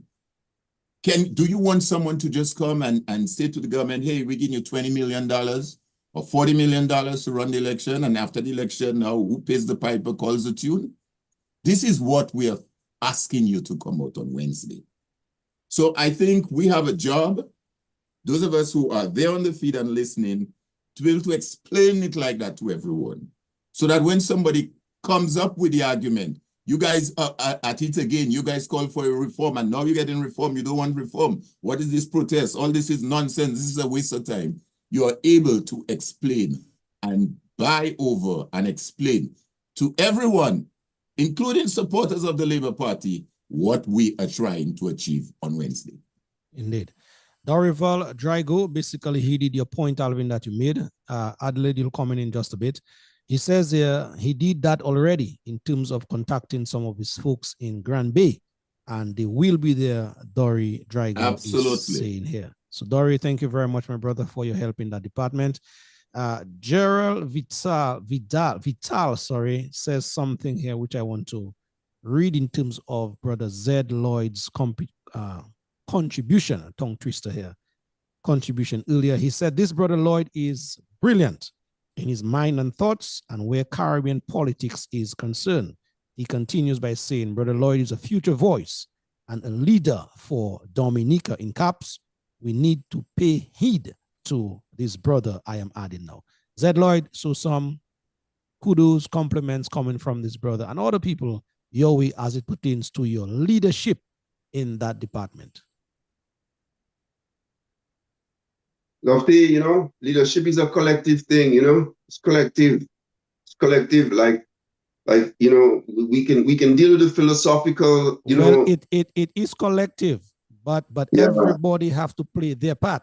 And this brother is recognizing you are playing your part. Yeah, man, give thanks, give thanks. Dominica, that's all it is for us, Dominica. We care about Dominica. We care about Dominica. That's what it is, It's nothing else, And if Roosevelt Skerrit and the Dominica Labour Party was doing right by Dominica, they would have my full support. My full support. Even if they're there for 20 years and they were doing right by Dominica, I would still support them. I'm not only saying about any political party, I don't care whether it's UWP, Freedom Party. I don't give a damn about that stuff, bro. What matters to me is who is doing right by Dominica. And any of you stop doing right by Dominica, me and you are going to become enemy on political party level, on any level. We're going to be confrontational because I care about Dominica. And right now, what is going on in Dominica, man? It's not just hurting a political party. It's hurting our citizens, bro. Our citizens. People have to go and get bank accounts to be able to travel. People want to go and study. They cannot get a visa.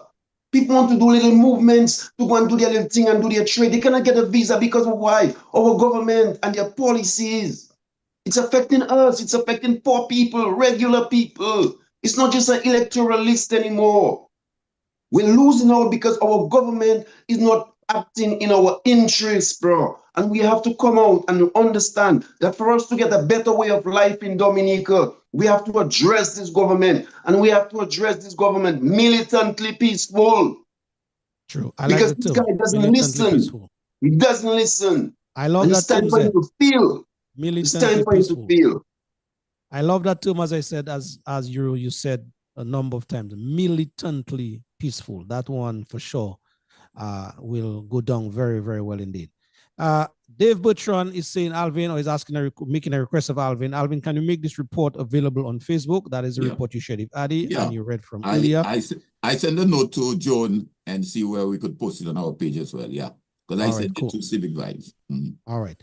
Ferdinand Lawrence is writing here, good insight coming from the man Zed. Dorian Dorival writes, let's hope all of the talkers come out on Wednesday 19th and stop the talk. Stop calling Matt and asking what the opposition is doing. Come out, he says, on Wednesday the 19th. If I know this brother very well, he will be there in his attendance. Dorian, that is Mr. Dorian Dorival. Adi, your take in terms of the continuation. We're going to take a break in just a while to hear from our people in terms of their calls at this time. We're going to give them that opportunity, but go right on. Yeah. So Lofty, again, I am of the firm belief that elections have consequences. And I do believe in Dominica that we've seen so many consequences, and the consequences continue to just pile up. And elections are the garbage not being picked up well. Elections are your children's school fees not getting paid at all or at the right time.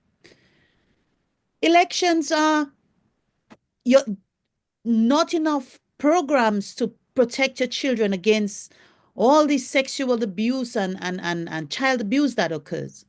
That is election. Elections are giving young people the opportunity to be gainfully employed and have careers and have hope for a brighter future.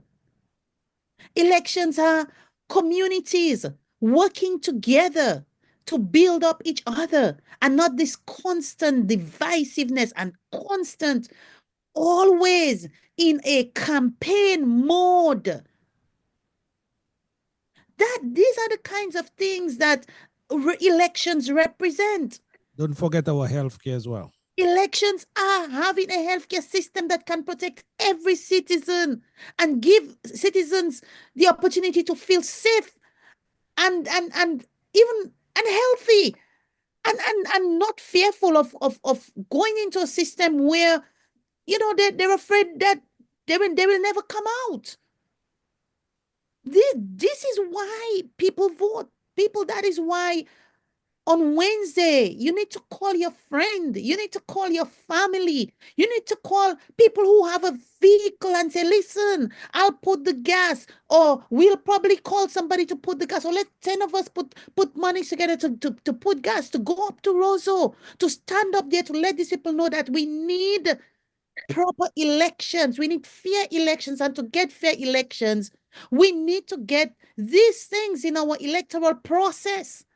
It cannot be that a parliament that is pretty much almost 100% on the government side is going to pass reforms that's going to benefit them and them alone.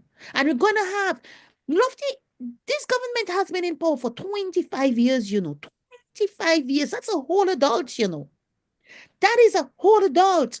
In 25 years, we see a country. How do you say that's a whole adult, as if, well, there's piece of an adult? I like that idea. I like that. Yes. I like that. Yes, that's a whole adult right there. 25 years. And after 25 years, you look at what was and what is a healthcare system that has deteriorated to the point where people are afraid to go to the hospital when they're sick. We have 25 years where we used to have a garbage collection system that worked. And today, the country has to be crying and bawling. How is our garbage being collected? 25 years where farmers sent their children to school. Farmers were able to build homes for their families. And 25 years later, where we have people who have to depend on a government for a key to an apartment that eventually they themselves can't even repair and falls apart. That is what we're looking at. So the reason for Wednesday is for people to get out there and say, we need a total re-registration. Let Dominicans who live in Dominica, who know what the pain is, Let them make that determination. Let them be registered because they're qualified to be registered to be on the voters list.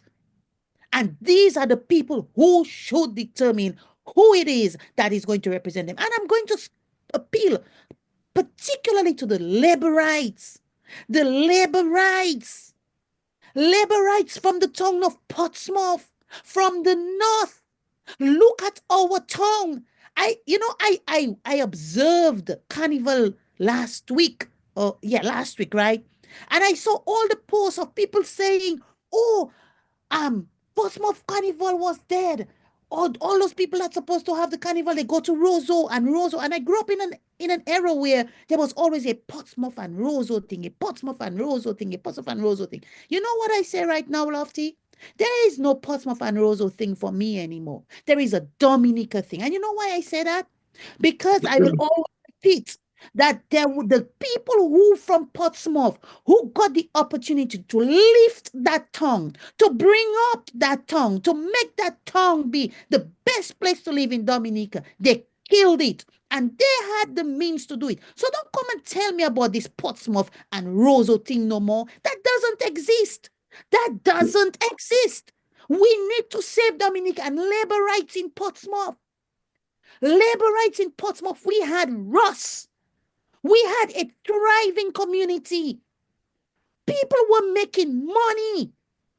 We had schools opening and schools have closed. People can barely sell in their shop right now. That is why Portsmouth labor rights, I know many of you are angry at what is going on. And I know you still have this thing, I born labor, I will die labor, but you don't have to die labor. You can still support your Labour Party, but just tell Labour Party, you know what, Labour Party? Not this time. Maybe next time, because I'm still a Labourite, but not this time.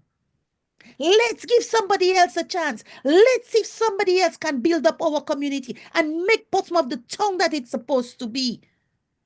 All these guys sell passports, and they are from Portsmouth. All the people who make decisions in Dominica, all these guys are from Portsmouth, all of them from the north, starting with Skerrit.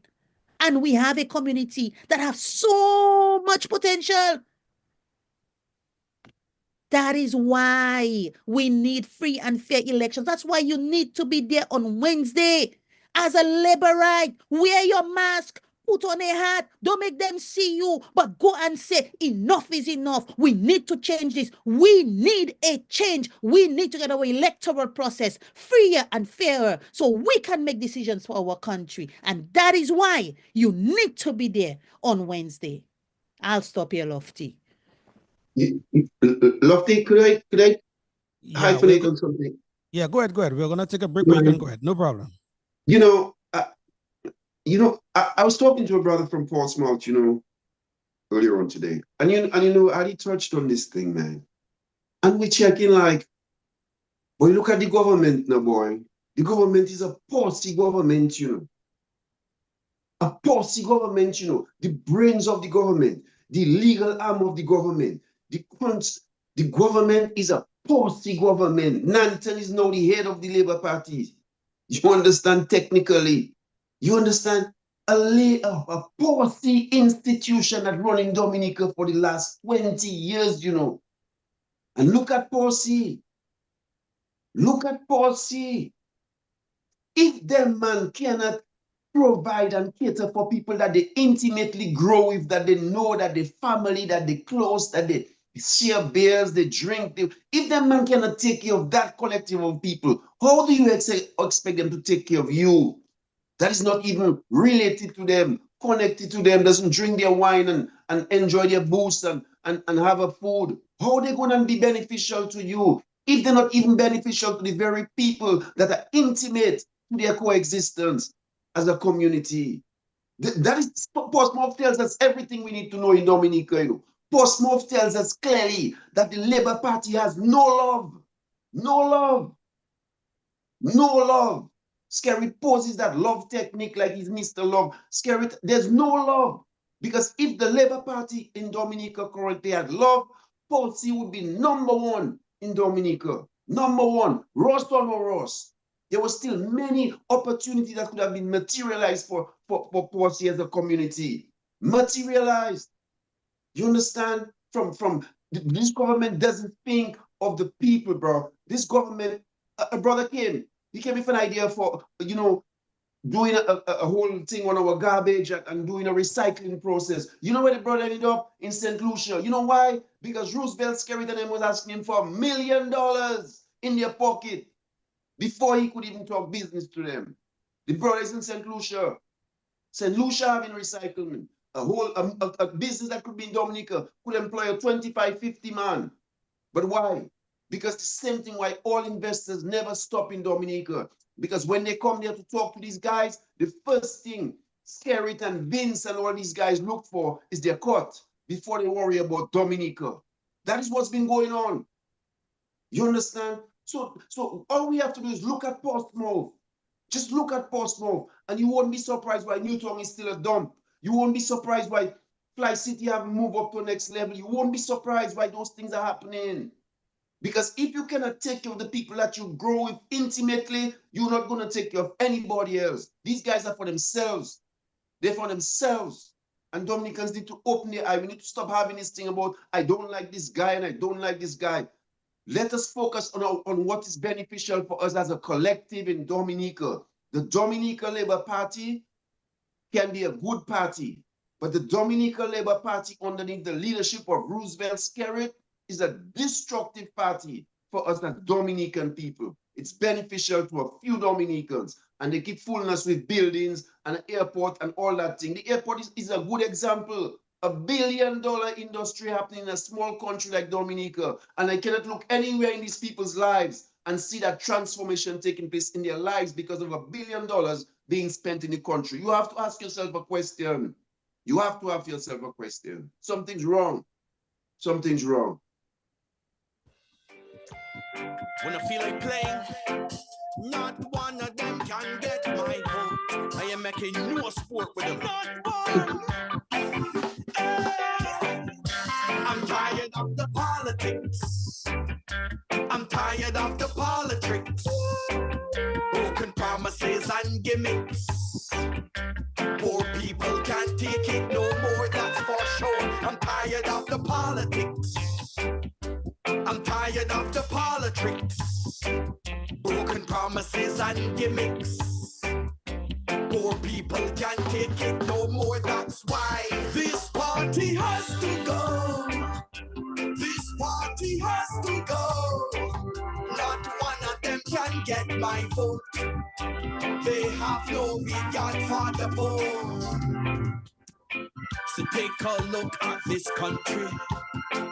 Look what it has been brought to. Poor are getting poorer, but the wealth is in the hands of a few. Mark my words, a judgment is coming, led by the ones that you abuse. Your reign of tyranny will soon be over, with the power of a vote to be removed. No more excuses, so keep your broken promises. You continue to disadvantage the poor, but I say no more. I'm tired of the politics. I'm tired of the politics. Broken promises and gimmicks. People can't take it no more. This brother is tired of the politics, huh? I'm tired of the politics. It's 20 minutes to the hour of 8 o'clock. A very, very interesting, inspiring, and motivating conversation happening here in our country. And where it's at after 20-something years of this, what passes for the Dominica Labour Party. Brother Zed Lloyd, Miss Adelaide Paul saying it as it is. And you guys on the Facebook feed as well, thank you very much indeed for your company. The numbers to call, they are on your screen as we speak, just in case you want to. This opportunity is afforded to you guys at this time. Shame on you. You're a stranger to the Gloria McLawrence, good evening to you, my friend. What pain you produce. You said there will be no more taxes, and we should all share the burden. Well, the burden is heavy at agreeing with Addie, who said, and she says here that is McLaurin saying, the DLP head boys are mostly folks from the north. The poor, but I say no more.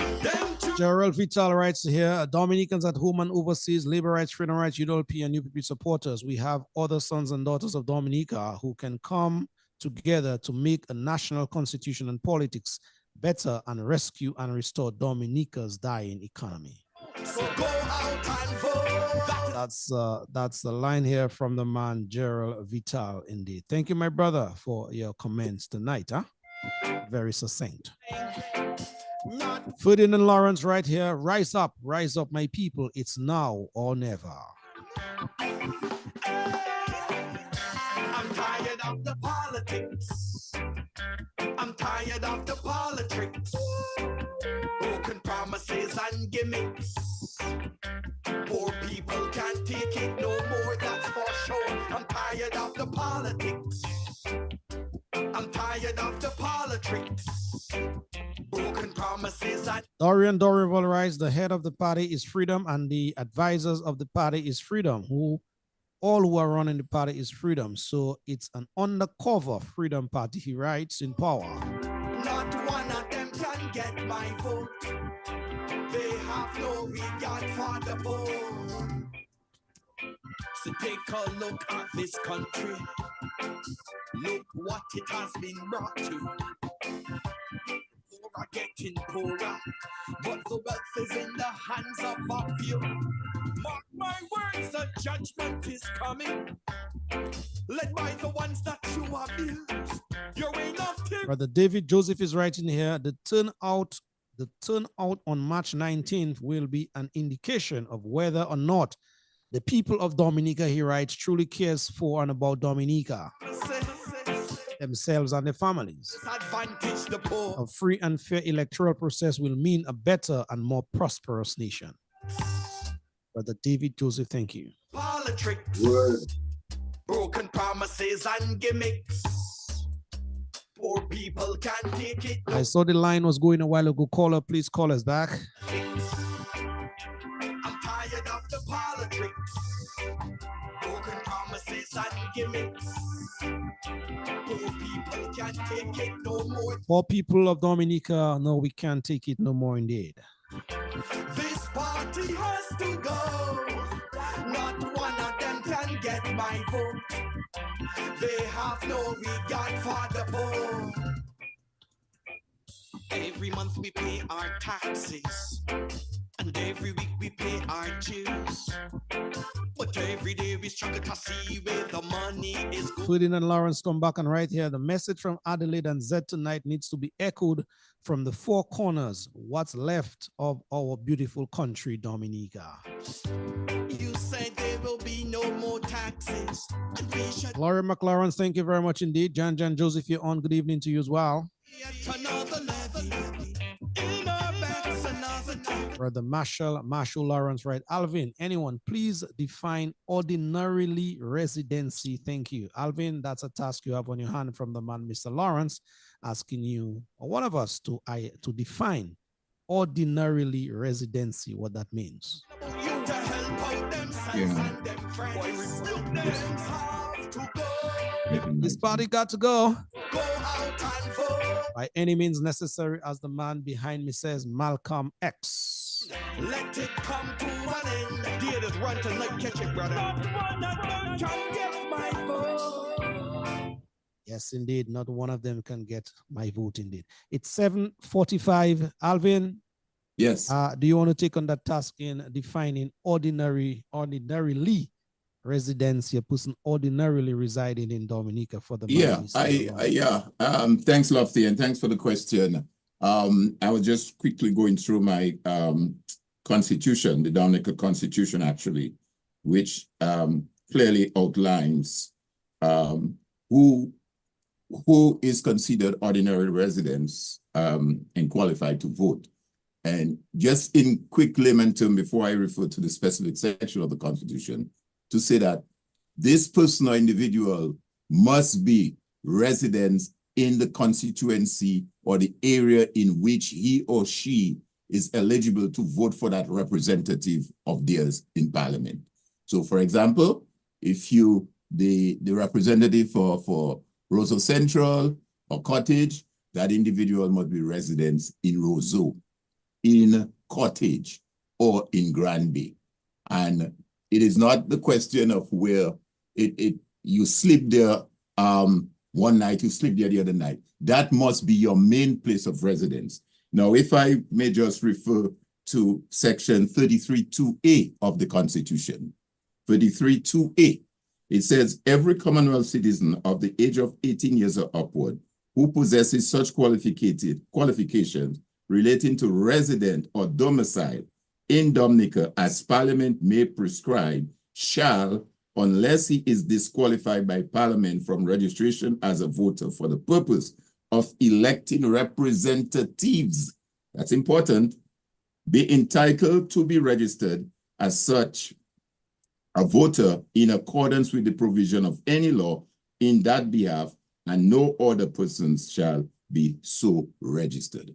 Now, obviously, you have the regulations, and that is where, again, in terms of what the laws provide for, the regulations then will and should outline in much greater detail the regulations to the law itself, what ordinarily residents would mean. And let me see if I can just pull up the existing regulations. If you give me a little time there. I didn't expect that one to come, but let me see if I can get it there quickly for you.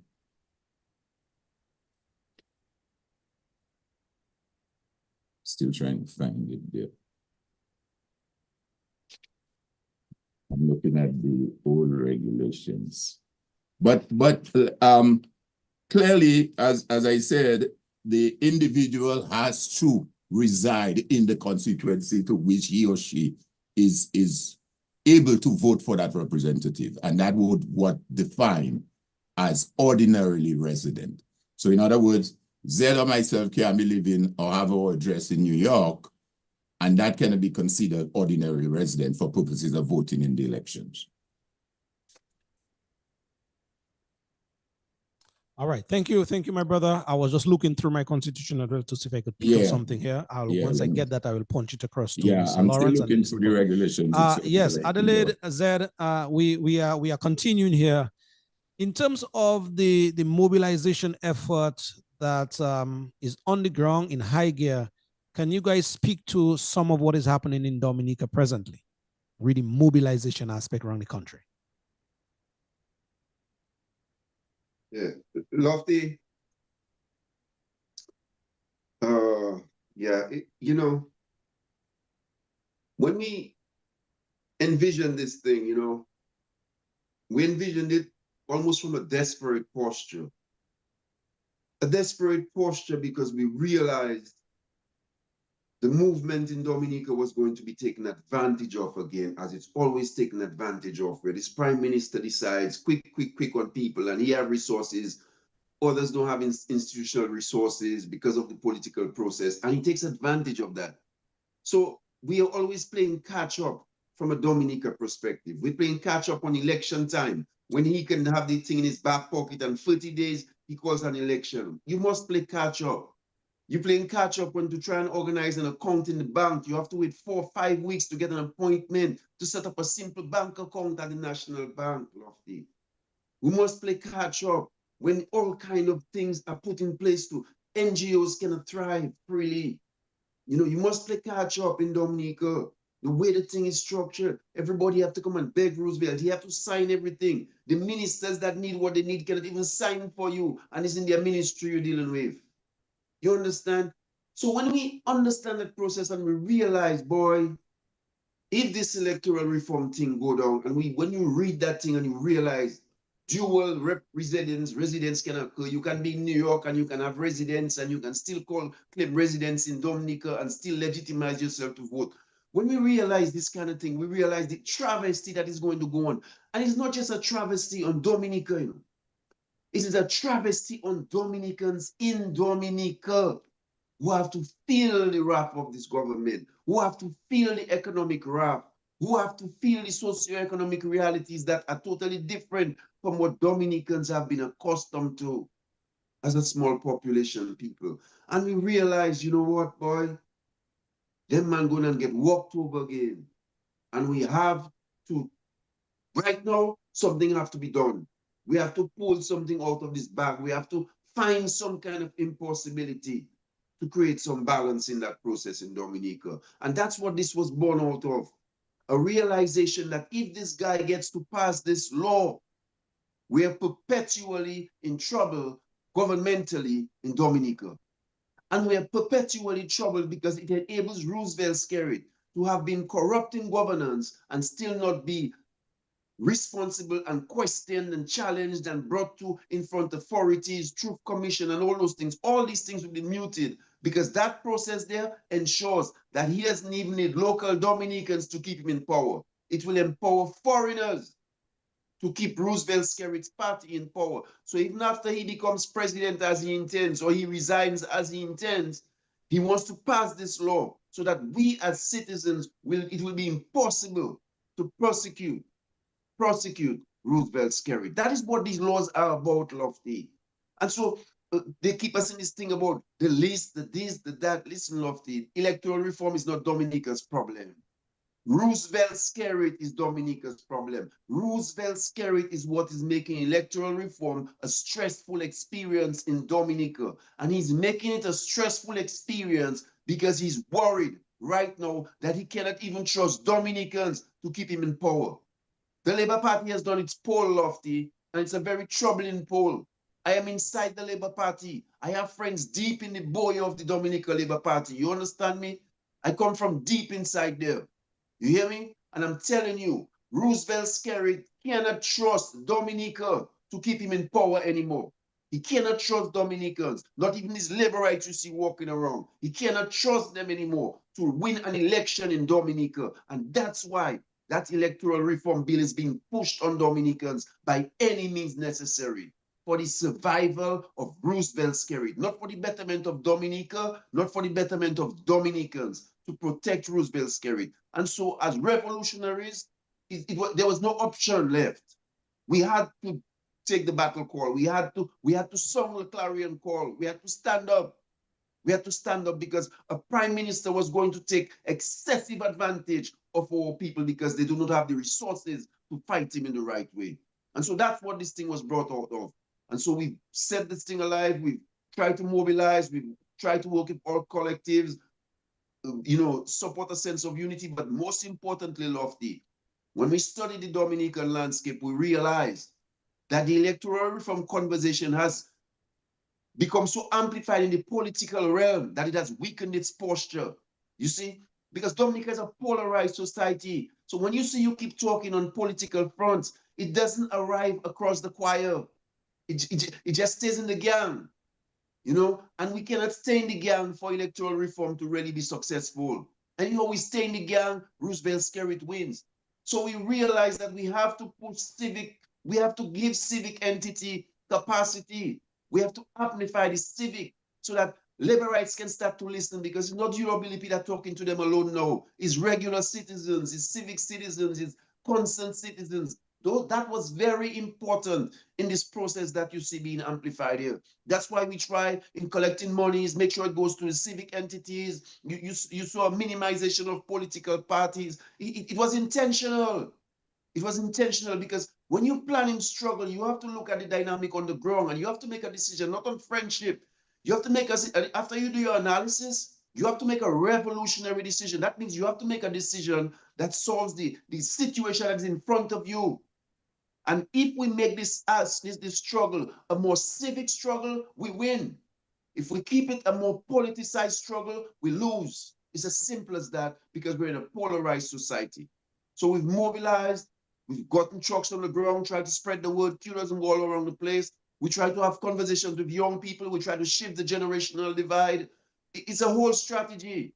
It's a whole strategy. And it has its challenges. There's an absence of structure on the ground. Folks talk to us on Q95 a whole lot, but institutionally, they're lacking on the ground. And so all these things came up. We saw all these weaknesses, and we've been trying to address them for a couple of weeks, and improvements are being made. People are crossing the divide. They're acting on unity. So I feel good. We could have been further if there was more of a unity initiative on the ground. But it's building.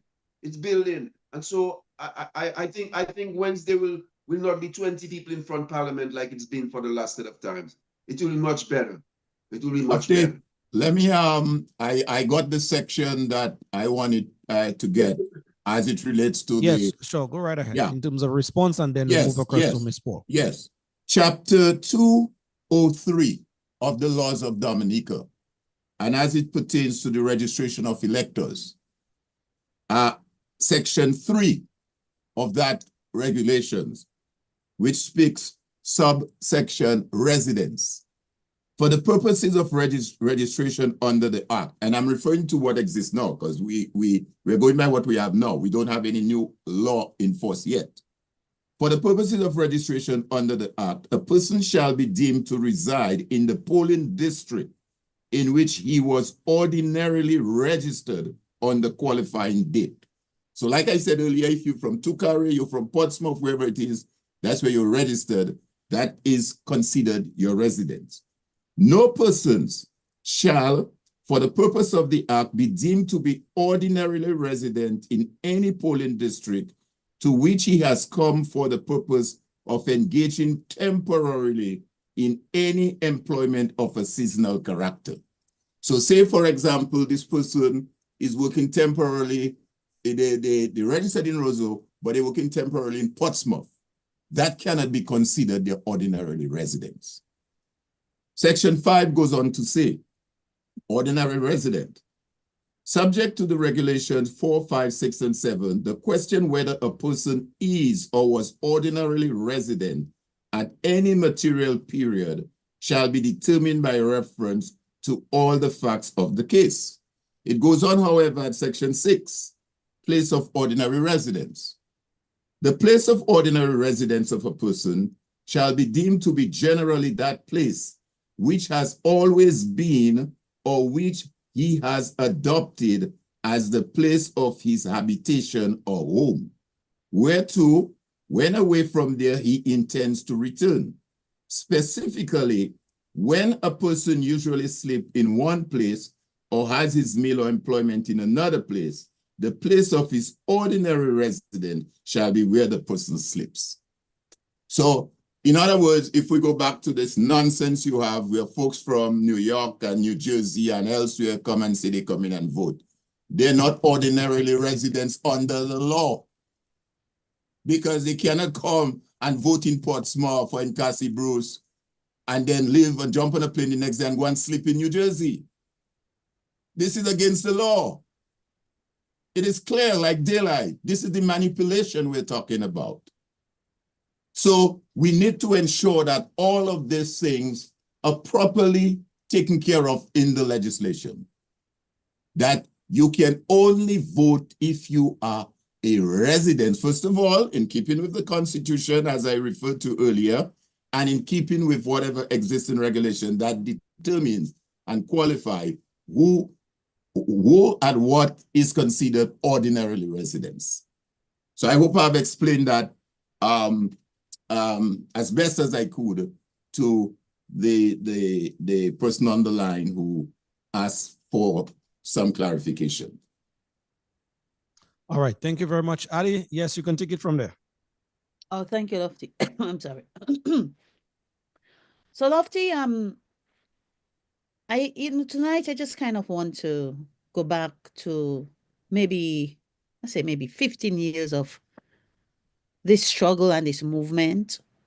And this has never been a one-person issue. But there's some people who've gone above and beyond. Adi, 1 minute there. I'm presuming a brother on the live feed and said I need you to respond to this person in the name of Chris Clay. Chris Clay is saying that when you fellas, and I'm thinking he's referring to people like you and I and, persons who are not for what is supposed to go before Parliament, second and third reading. He said, when you fellas were invited to talk, you never responded. time for talk is over. Now is the time for action. And I'm thinking the action, the second and third reading. So I guess whatever we plan to do, this brother is saying, talk time is over. Now it's time for Roosevelt and his bunch to go to Parliament to enact the law. Zed, I wanted to respond to that, brother, here in terms of his well, you see, question yeah, or suggestion, and rather. I'm not when surprised at the Ad is question done. from Chris. Sorry about You that, know, Adi. Lofty, here's the thing.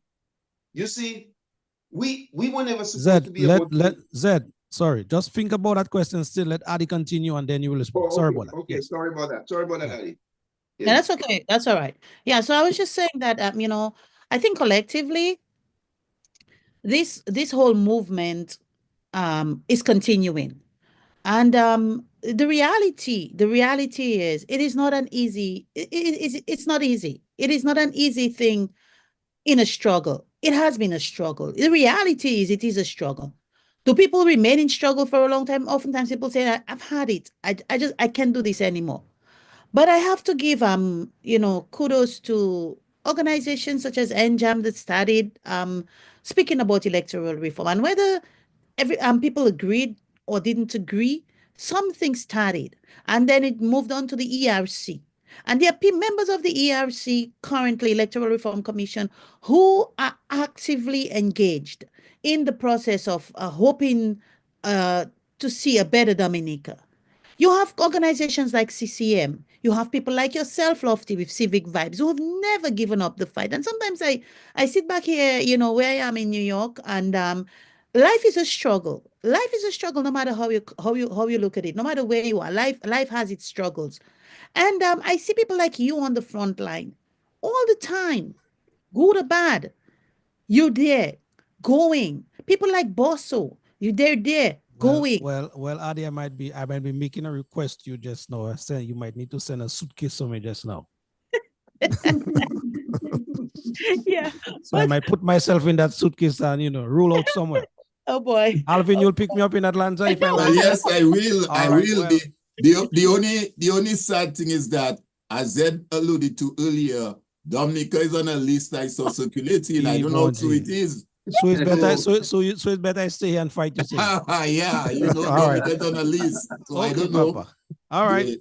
And that, in a nutshell, pretty much describes the struggle. You know, because I mean, seriously, I mean, we laugh and everything, but there are people who've put themselves on that front line time and again, and the system is not perfect. The struggle is not perfect, not by any means. There are many things that could be done better, many things that need to be done better. Maybe it's lacking in resources, it's lacking in unity, it's lacking in motivation, it's in so many ways. But what I can say is I like to feel hopeful. I feel hopeful that there are people out there who are still willing to make those sacrifices, the members of the ERC, the members of CCM, Civic Vibes, Lofty and his crew, the political organizations, opposition political organizations that have been fighting that fight for a very long time. Regular independent people who continue it. And sometimes you say, oh, people talk and people talk and people talk and there is no action. But this is what struggle is. It has to continue. It must continue. So do we get weary sometimes and say, you know, I can't do this no more. I need a little extra time for me. Yes, we can. But you know what? As a team, as a collective, with Zed, sometimes Zed, I have to give kudos to Zed this time, because after that first meeting, the last sitting of Parliament, we all spoke, we all decided, you know, let's try to do something. But Zed never gave up, and he kept pushing, and he kept pushing, and he kept pushing.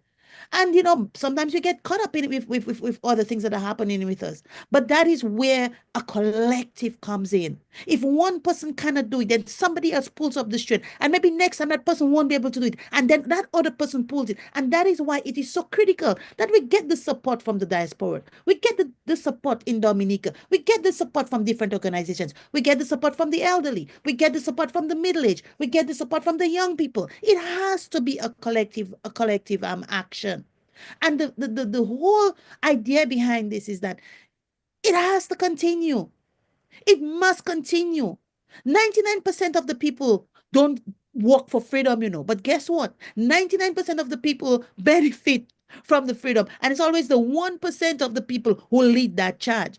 So to all the True. people who put themselves on that front line, Alvin there every Sunday, you and Alvin, every Sunday. Sorry, Alvin, I forget to acknowledge you. And that is the That's okay. point at acknowledging people, So many wonderful people I have met through this struggle.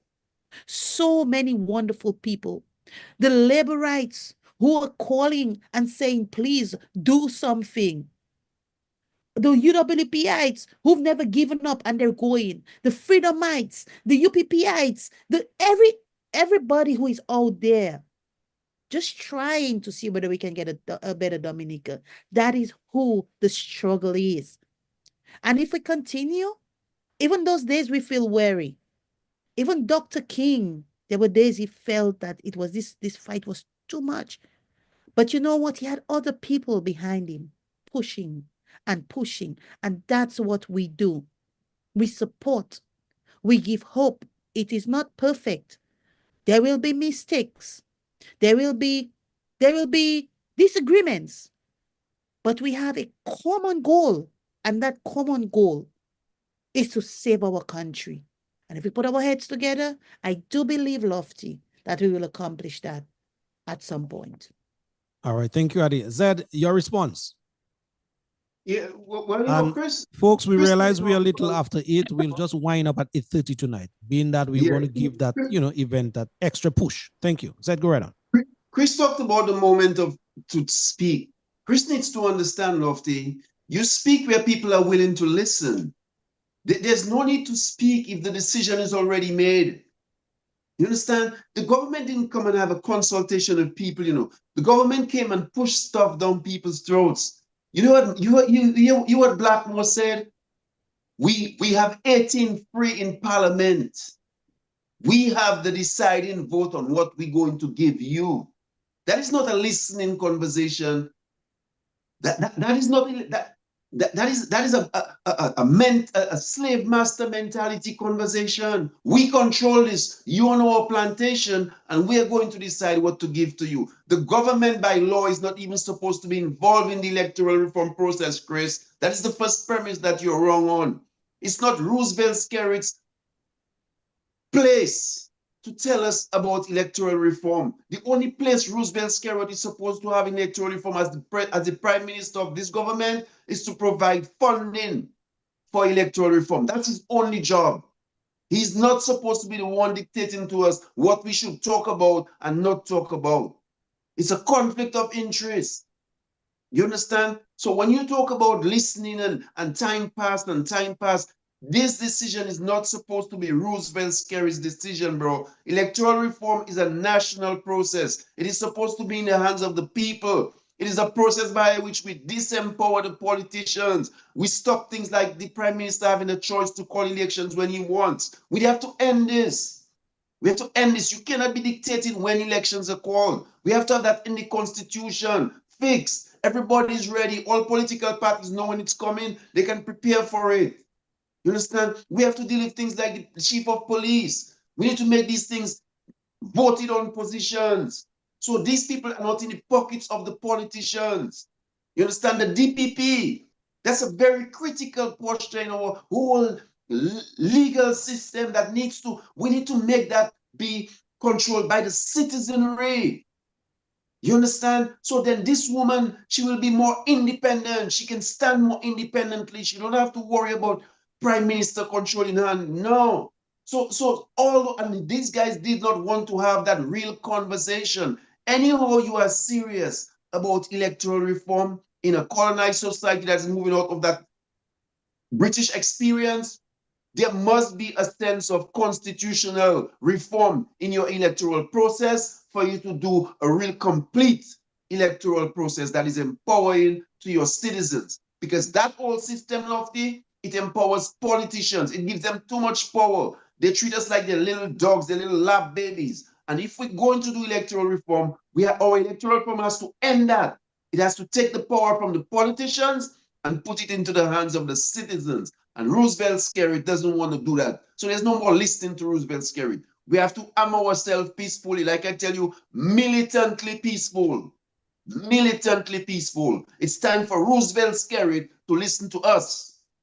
to listen to us. It's time. It's time. It's time. Talking about Zed not listening to Roosevelt Skerritt, I agree with you 110% in that. This brother is pushing me to play a clip of Roosevelt Skerritt read the conversation we're having tonight. And so, Clay, I tried to facilitate you by having Zed answer the question, but this clip that you're pushing, brother, it is not worth the listening because, as Zed rightly said, Roosevelt Skerritt as a politician, party leader, has absolutely nothing to say about the process.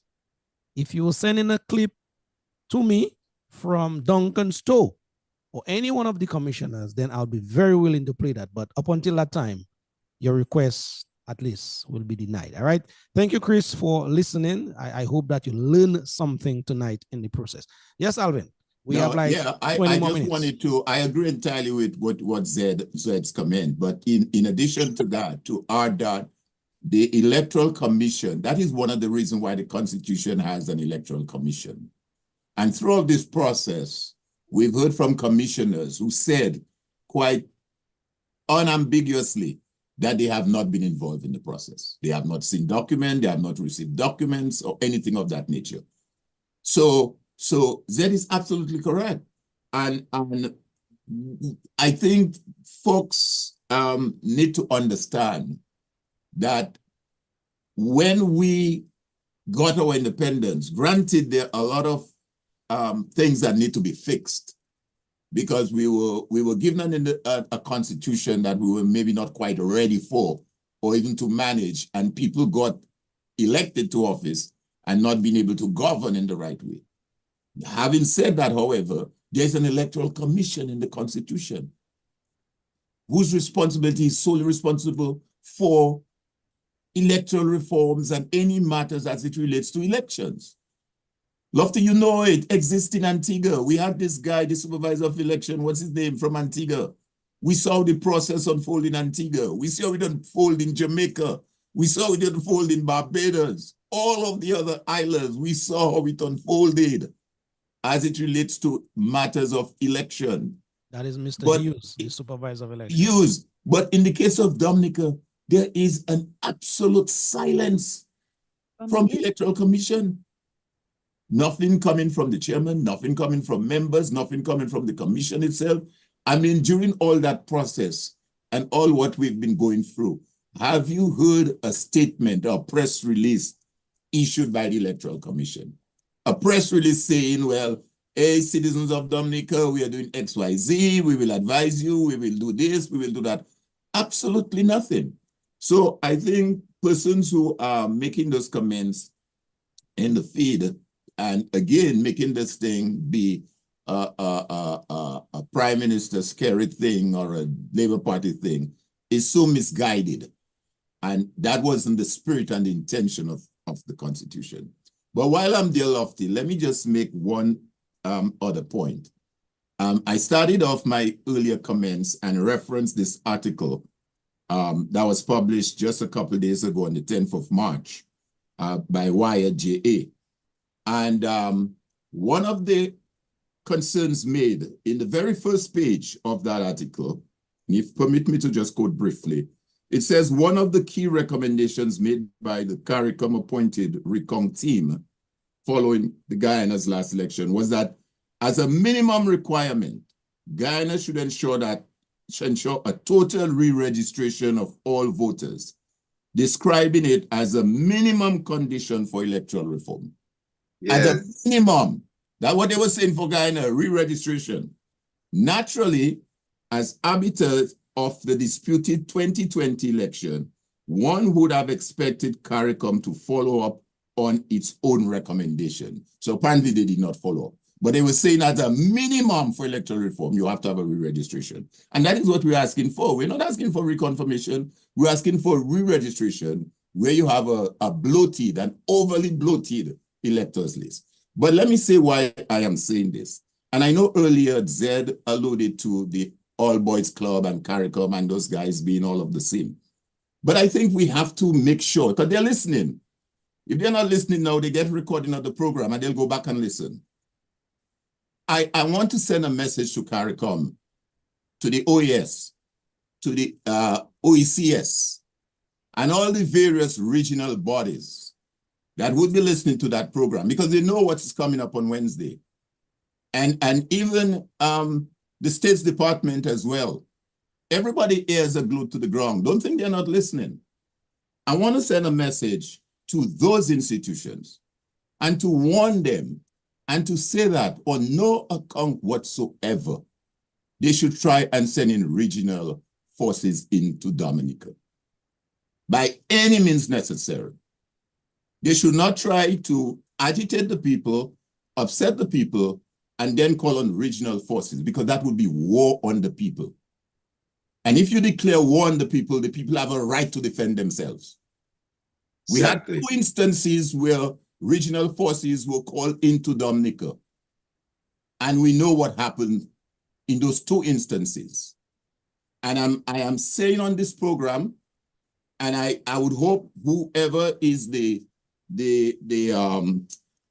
what you call it, the chairman of CARICOM, whoever the chairman of CARICOM is, Mr. Gaston Brown. Gaston Brown, whoever is the head of the OECS and the OAS, which I'm sure is listening, their ears on the ground, that on no account whatsoever should any request be made out of the government of Dominica to have regional forces come into Dominica to further undermine the democracy.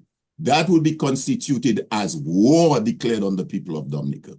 And every Dominican, every man, woman, and child in Dominica should have a right to defend themselves when war is declared on them.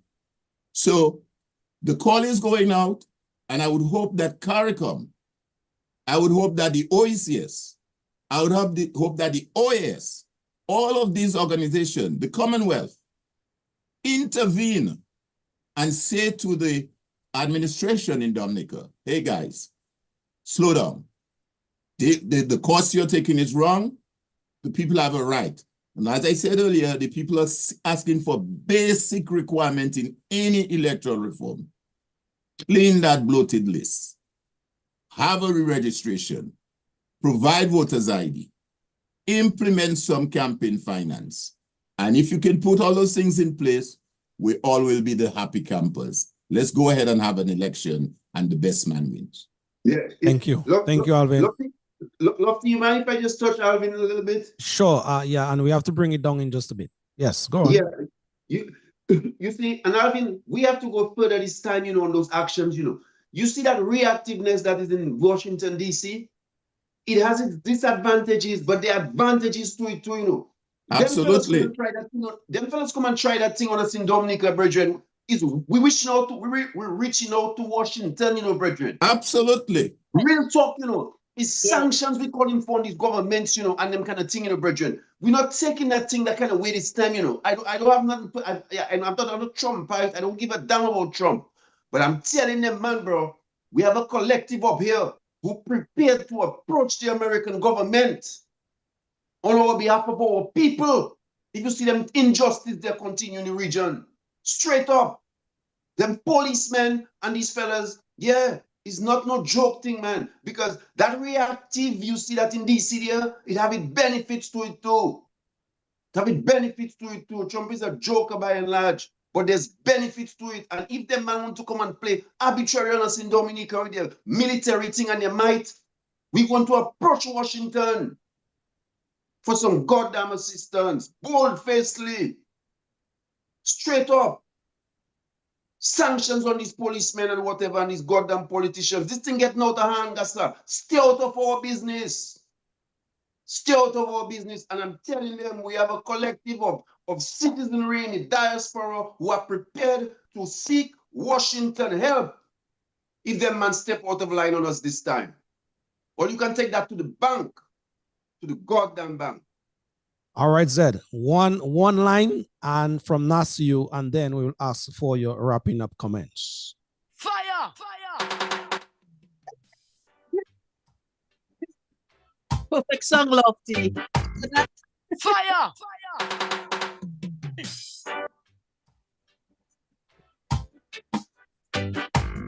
Fire!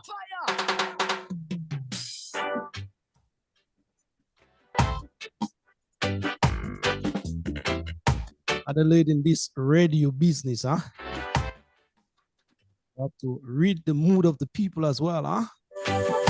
And complement that with the appropriate song. So yes, the line Brother Z just quoted there. It's much more of this.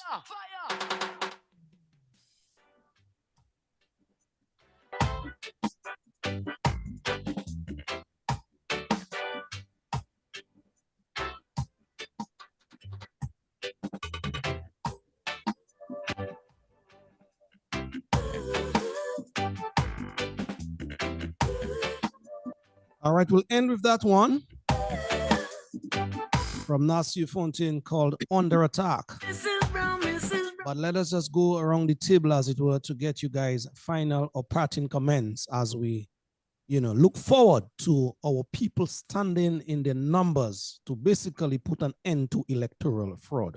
Adelaide Paul, your final comments, please. Lofty, I'm just sending this special appeal to everybody down on the ground. This is Salvation Day. This is a Rescue Day. Operation Rescue Hope, I think it's called. This is the day that everybody's supposed to reach out to each other at home and say we have to be there. This is Decision Day. And so there are still people in the diaspora who can do something, because there's still resources needed on the ground, financial resources particularly. So if you have not contributed yet, there was a drive on Wednesday, I believe, on Matt. There was a drive on CCM. If you have not contributed, reach out to me, reach out to Zed, reach out to Lofty, reach out to any one of us. We'll direct you as to where you can get your resources to. If you know somebody in your community who won't mind, getting a few people together on a bus, do that and call them. If you feel you want to sponsor a bus for a group of people that you know, go ahead and do that. This is a collective action. This is not an individual thing. We must work together. We have one country. And we've seen that country pretty much just being sold out from underneath us. And so Dominicans have to rescue Dominica. Wednesday, everybody's supposed to be there. Be there. Stand up. Stand up for democracy. Just as that in that same paper, that Guyana paper. That's what they're calling for. Stand up for democracy so we can have free and fair elections the way it's supposed to be done. That one set of people won't feel that they're disenfranchised because another set of people who don't live in Dominica will determine their destiny. Because there are no protections because we don't have a proper electoral process. In order for that to happen, you must be there. You must go there and stand up for your children. Stand up for everything that elections determine for a people, because elections have consequences. And so you must be there. Call your brother, call your sister, call your friend, call somebody, reach out to somebody and be a part of it. If you're not on the ground, you're out there, donate those resources. They're still very much needed. They are still very, very much needed. Thank you, Lofty. And I'm looking forward to Wednesday, and have a wonderful evening and a great week, everybody. All right, indeed. Adi, thank you very much, my friend, for your sacrificial time tonight. I know it's a challenge, but you made it tonight. You basically agreed to be here, and you made the sacrifice. Thank you very, very much indeed. Brother Zed, before I get your closing comments here, let me just respond to some of the people who are on the feed tonight. That means we are doing something that is of great importance here. It's of significance. It's pricking. And so what I normally say to some people who are in denial of reality, they are not true to their consciences. There's a biblical principle that I go by. In that it says somewhere, let the wheat, meaning the good stuff, and the chaff grow together. Chaff can equate to grass, or Zed would rather say rubbish. Let those two grow together, And in due time, the necessary sifting will occur. So, all those on the feed tonight, you know yourselves who are in opposition to what is happening there. I hope you guys, when that sifting is happening, as it pertains to Dominica now, not party, not government in power, you will be on the good side of Dominica as being called wit and not rubbish. Zed, thank you very much. Your final comments, my brother. Lofty, I'm happy they're here tonight. You know why they're here, Lofty? Because they realize something is building. That's why they're here. I'm telling you, all these people you see that trying to be detractors, they're here because they realize this thing, something is happening. Something is happening. People are starting to talk. People are starting to lose fear. You understand? Something is happening. So I'm happy they're here because what they're serving is testament. Testament they're serving. You understand? Because the hang-ons are people of beneficiary. You understand? Look, Lofty, we need a new way in the country, Lofty. We need a government that's talking about the national water policy. We need a government that's talking about environmental protection. We need a government that's talking about a solar panel sector. We need a government that's talking about micro hydro sections in the communities. We need a government that's talking about the national emergency fund since we get a new way. And the only way we can get a new way is to allow fair elections. In fair elections, You getting said Lofty? I think his speaker might have gone off. Check Yes, your it's- speaker. Zed, you went a bit low. Yes. Yes. Go right on there. yeah, you didn't miss that much. Still low. Go ahead. Yeah, so we need Yes, a new yeah. way. You know, we need a new way. It's not, and the only way you can ensure a new way is that even if your party wins after a change, your party will win with a different mindset. Your party will realize that the citizens have power. So now they have to respond to the citizens. They cannot just act arrogantly because they win an election that they can do what the hell they want with our money. Act like it's their personal thing. Don't answer us. Don't respond to our. It empowers all of us. That is what this thing is about. It's not about trying to make sure somebody beat the Labour Party. That's not what this is about.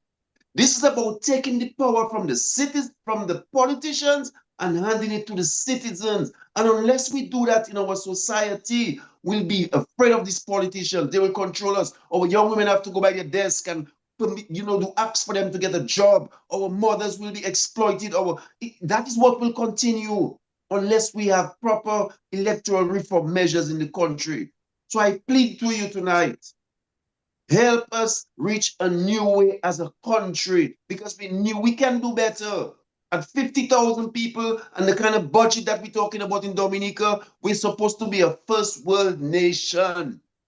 First world nation. If you do the mathematics, it makes sense.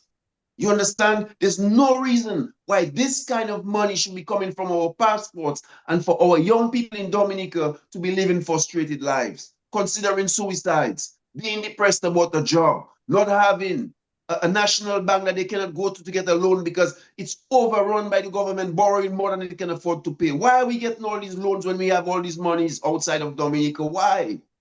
Why? Why are we paying Chinese businesses loans and then they're still bringing Chinese to employ? So we're going to pay the money back and it's still not our people that benefiting from the project. Chinese prisoners coming to work on our land and it's we that are going to pay for the project. Does that make sense to you? Does that make sense?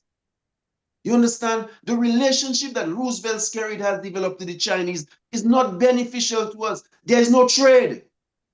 Roosevelt Skerrit's idea of international relationships is aid, not trade. For us to develop as a small country, we have to transfer our concept of aid to a concept of trade. We need trade so that when we trade, our citizens get real money. They develop, they build their homes. When you get aid, the government is who benefits from aid is runnings. And it still in a way becomes a thing on us as we have to pay back all this interest. So we need a trading concept. Roosevelt Skerrit mind is not trade-based. It's not trade-based. If it was trade-based, He and the collective of labor rights ministers in the region, they would have organized us already. They would have organized us into an agro-processing unit. They would have organized us into different units that can benefit. We'd have a good trade vessel that goes around, picks up everything and take it to China and make money. We need trade, not aid. Please, Wednesday, go out there for yourself and for Dominica. It's time, it's time, it's time, it's time, it's time. God bless. It's time. God bless Zed. Thank you very, very much indeed. Brother Thomas, your parting comments as we have to go in just a bit. Yeah, well, I just want to end by saying, though, that there is overwhelming evidence that Dominica's electoral list is not just bloated, but it's deliberately inflated to allow for electoral manipulation. And the clean electoral process cannot take place under this condition. Hence, the reason why folks should go out on Wednesday and insist and advocate that any legislation should take as a minimum the question of re-registration to ensure that we have a clean electors list. Let me also say that CARICOM's silence in the face of electoral corruption is a betrayal of its role as a regional body entrusted with safeguarding democracy in the region and by extension, Dominica. If Dominica's bloated voters list is not addressed, if Dominica voter ID requirement is not addressed, if Dominica campaign financing regulations are not put in place, it will set a dangerous precedent for future elections. I'm therefore calling on all regional and international bodies to act now. Failure to do so will render CARICOM, the OAS, and the Commonwealth irrelevant as impartial defender of democracy in Dominica. Come out on Wednesday and safeguard your democracy. This is all that is being asked of the people of Dominica. Fire! Fire!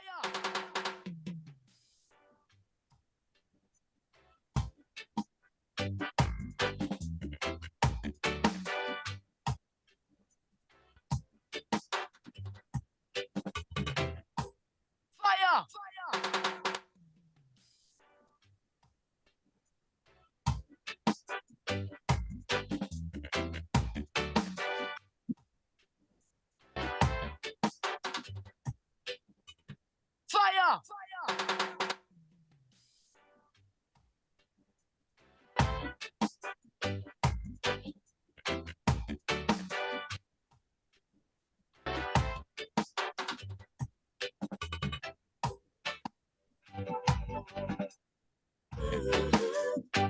All right, Dominicans.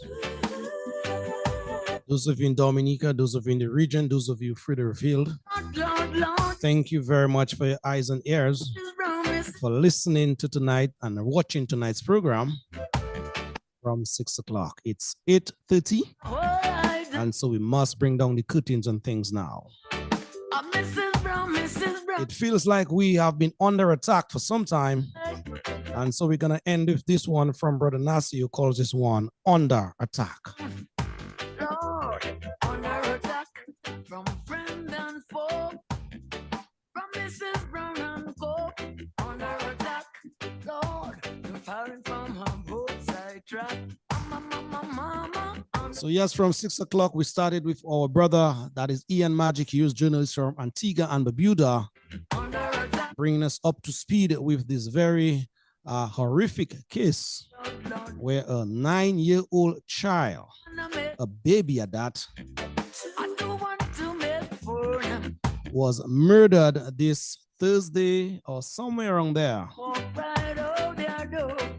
And in the early hours of Saturday morning, her remains was recovered.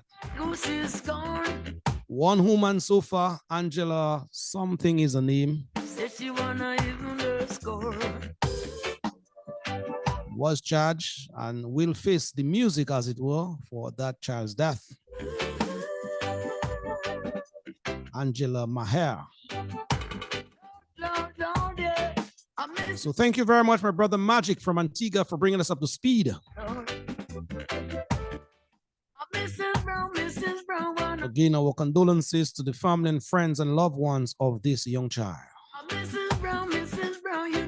We have our own as well in Dominica, 3 years and counting. Kanisha Etienne disappeared without a trace. And so we know that story very, very well in Dominica as well. But promise me, folks, once this regime is no more, there will be someone or some people held accountable for Kanisha Etienne. Again, I repeat, once that regime is no more, the perpetrators will be held accountable. You can run, but you can't hide. The long arm of justice is long, but it is bent towards justice. Second segment, a very fiery segment. Zed Lloyd, Adelaide Paul, thank you very much for your contribution. Invaluable one at that. And to all many, many fans here tonight, thank you very much each and every time. CivicVibes.com, just in case you want to make a financial pledge. Again, the link, CivicVibes.com. You can go there and make a financial contribution to the much worthy cause come Wednesday. And the mindset of the people is Wednesday and beyond if needs be. Alvin Thomas, thank you very much as well for being the anchor that you are each and every Sunday. The Civic Vibes team, thank you very much for the work in the back. All of you on the live feed still, Marceline Edwards and others. Chris Clay, I hope you learned something tonight. Reynold Alcindor, I hope you as well did. We need to stand for country, not party. Party comes and go. Your country is here to stay. On that note, I'm signing out saying bye-bye. We love you. But that my self-defense, you know, Lord, I got to reload now. Oh yes, and no offense, I got a self-defense. I Mrs. Brown, you feel it. Rasta, you drill fine.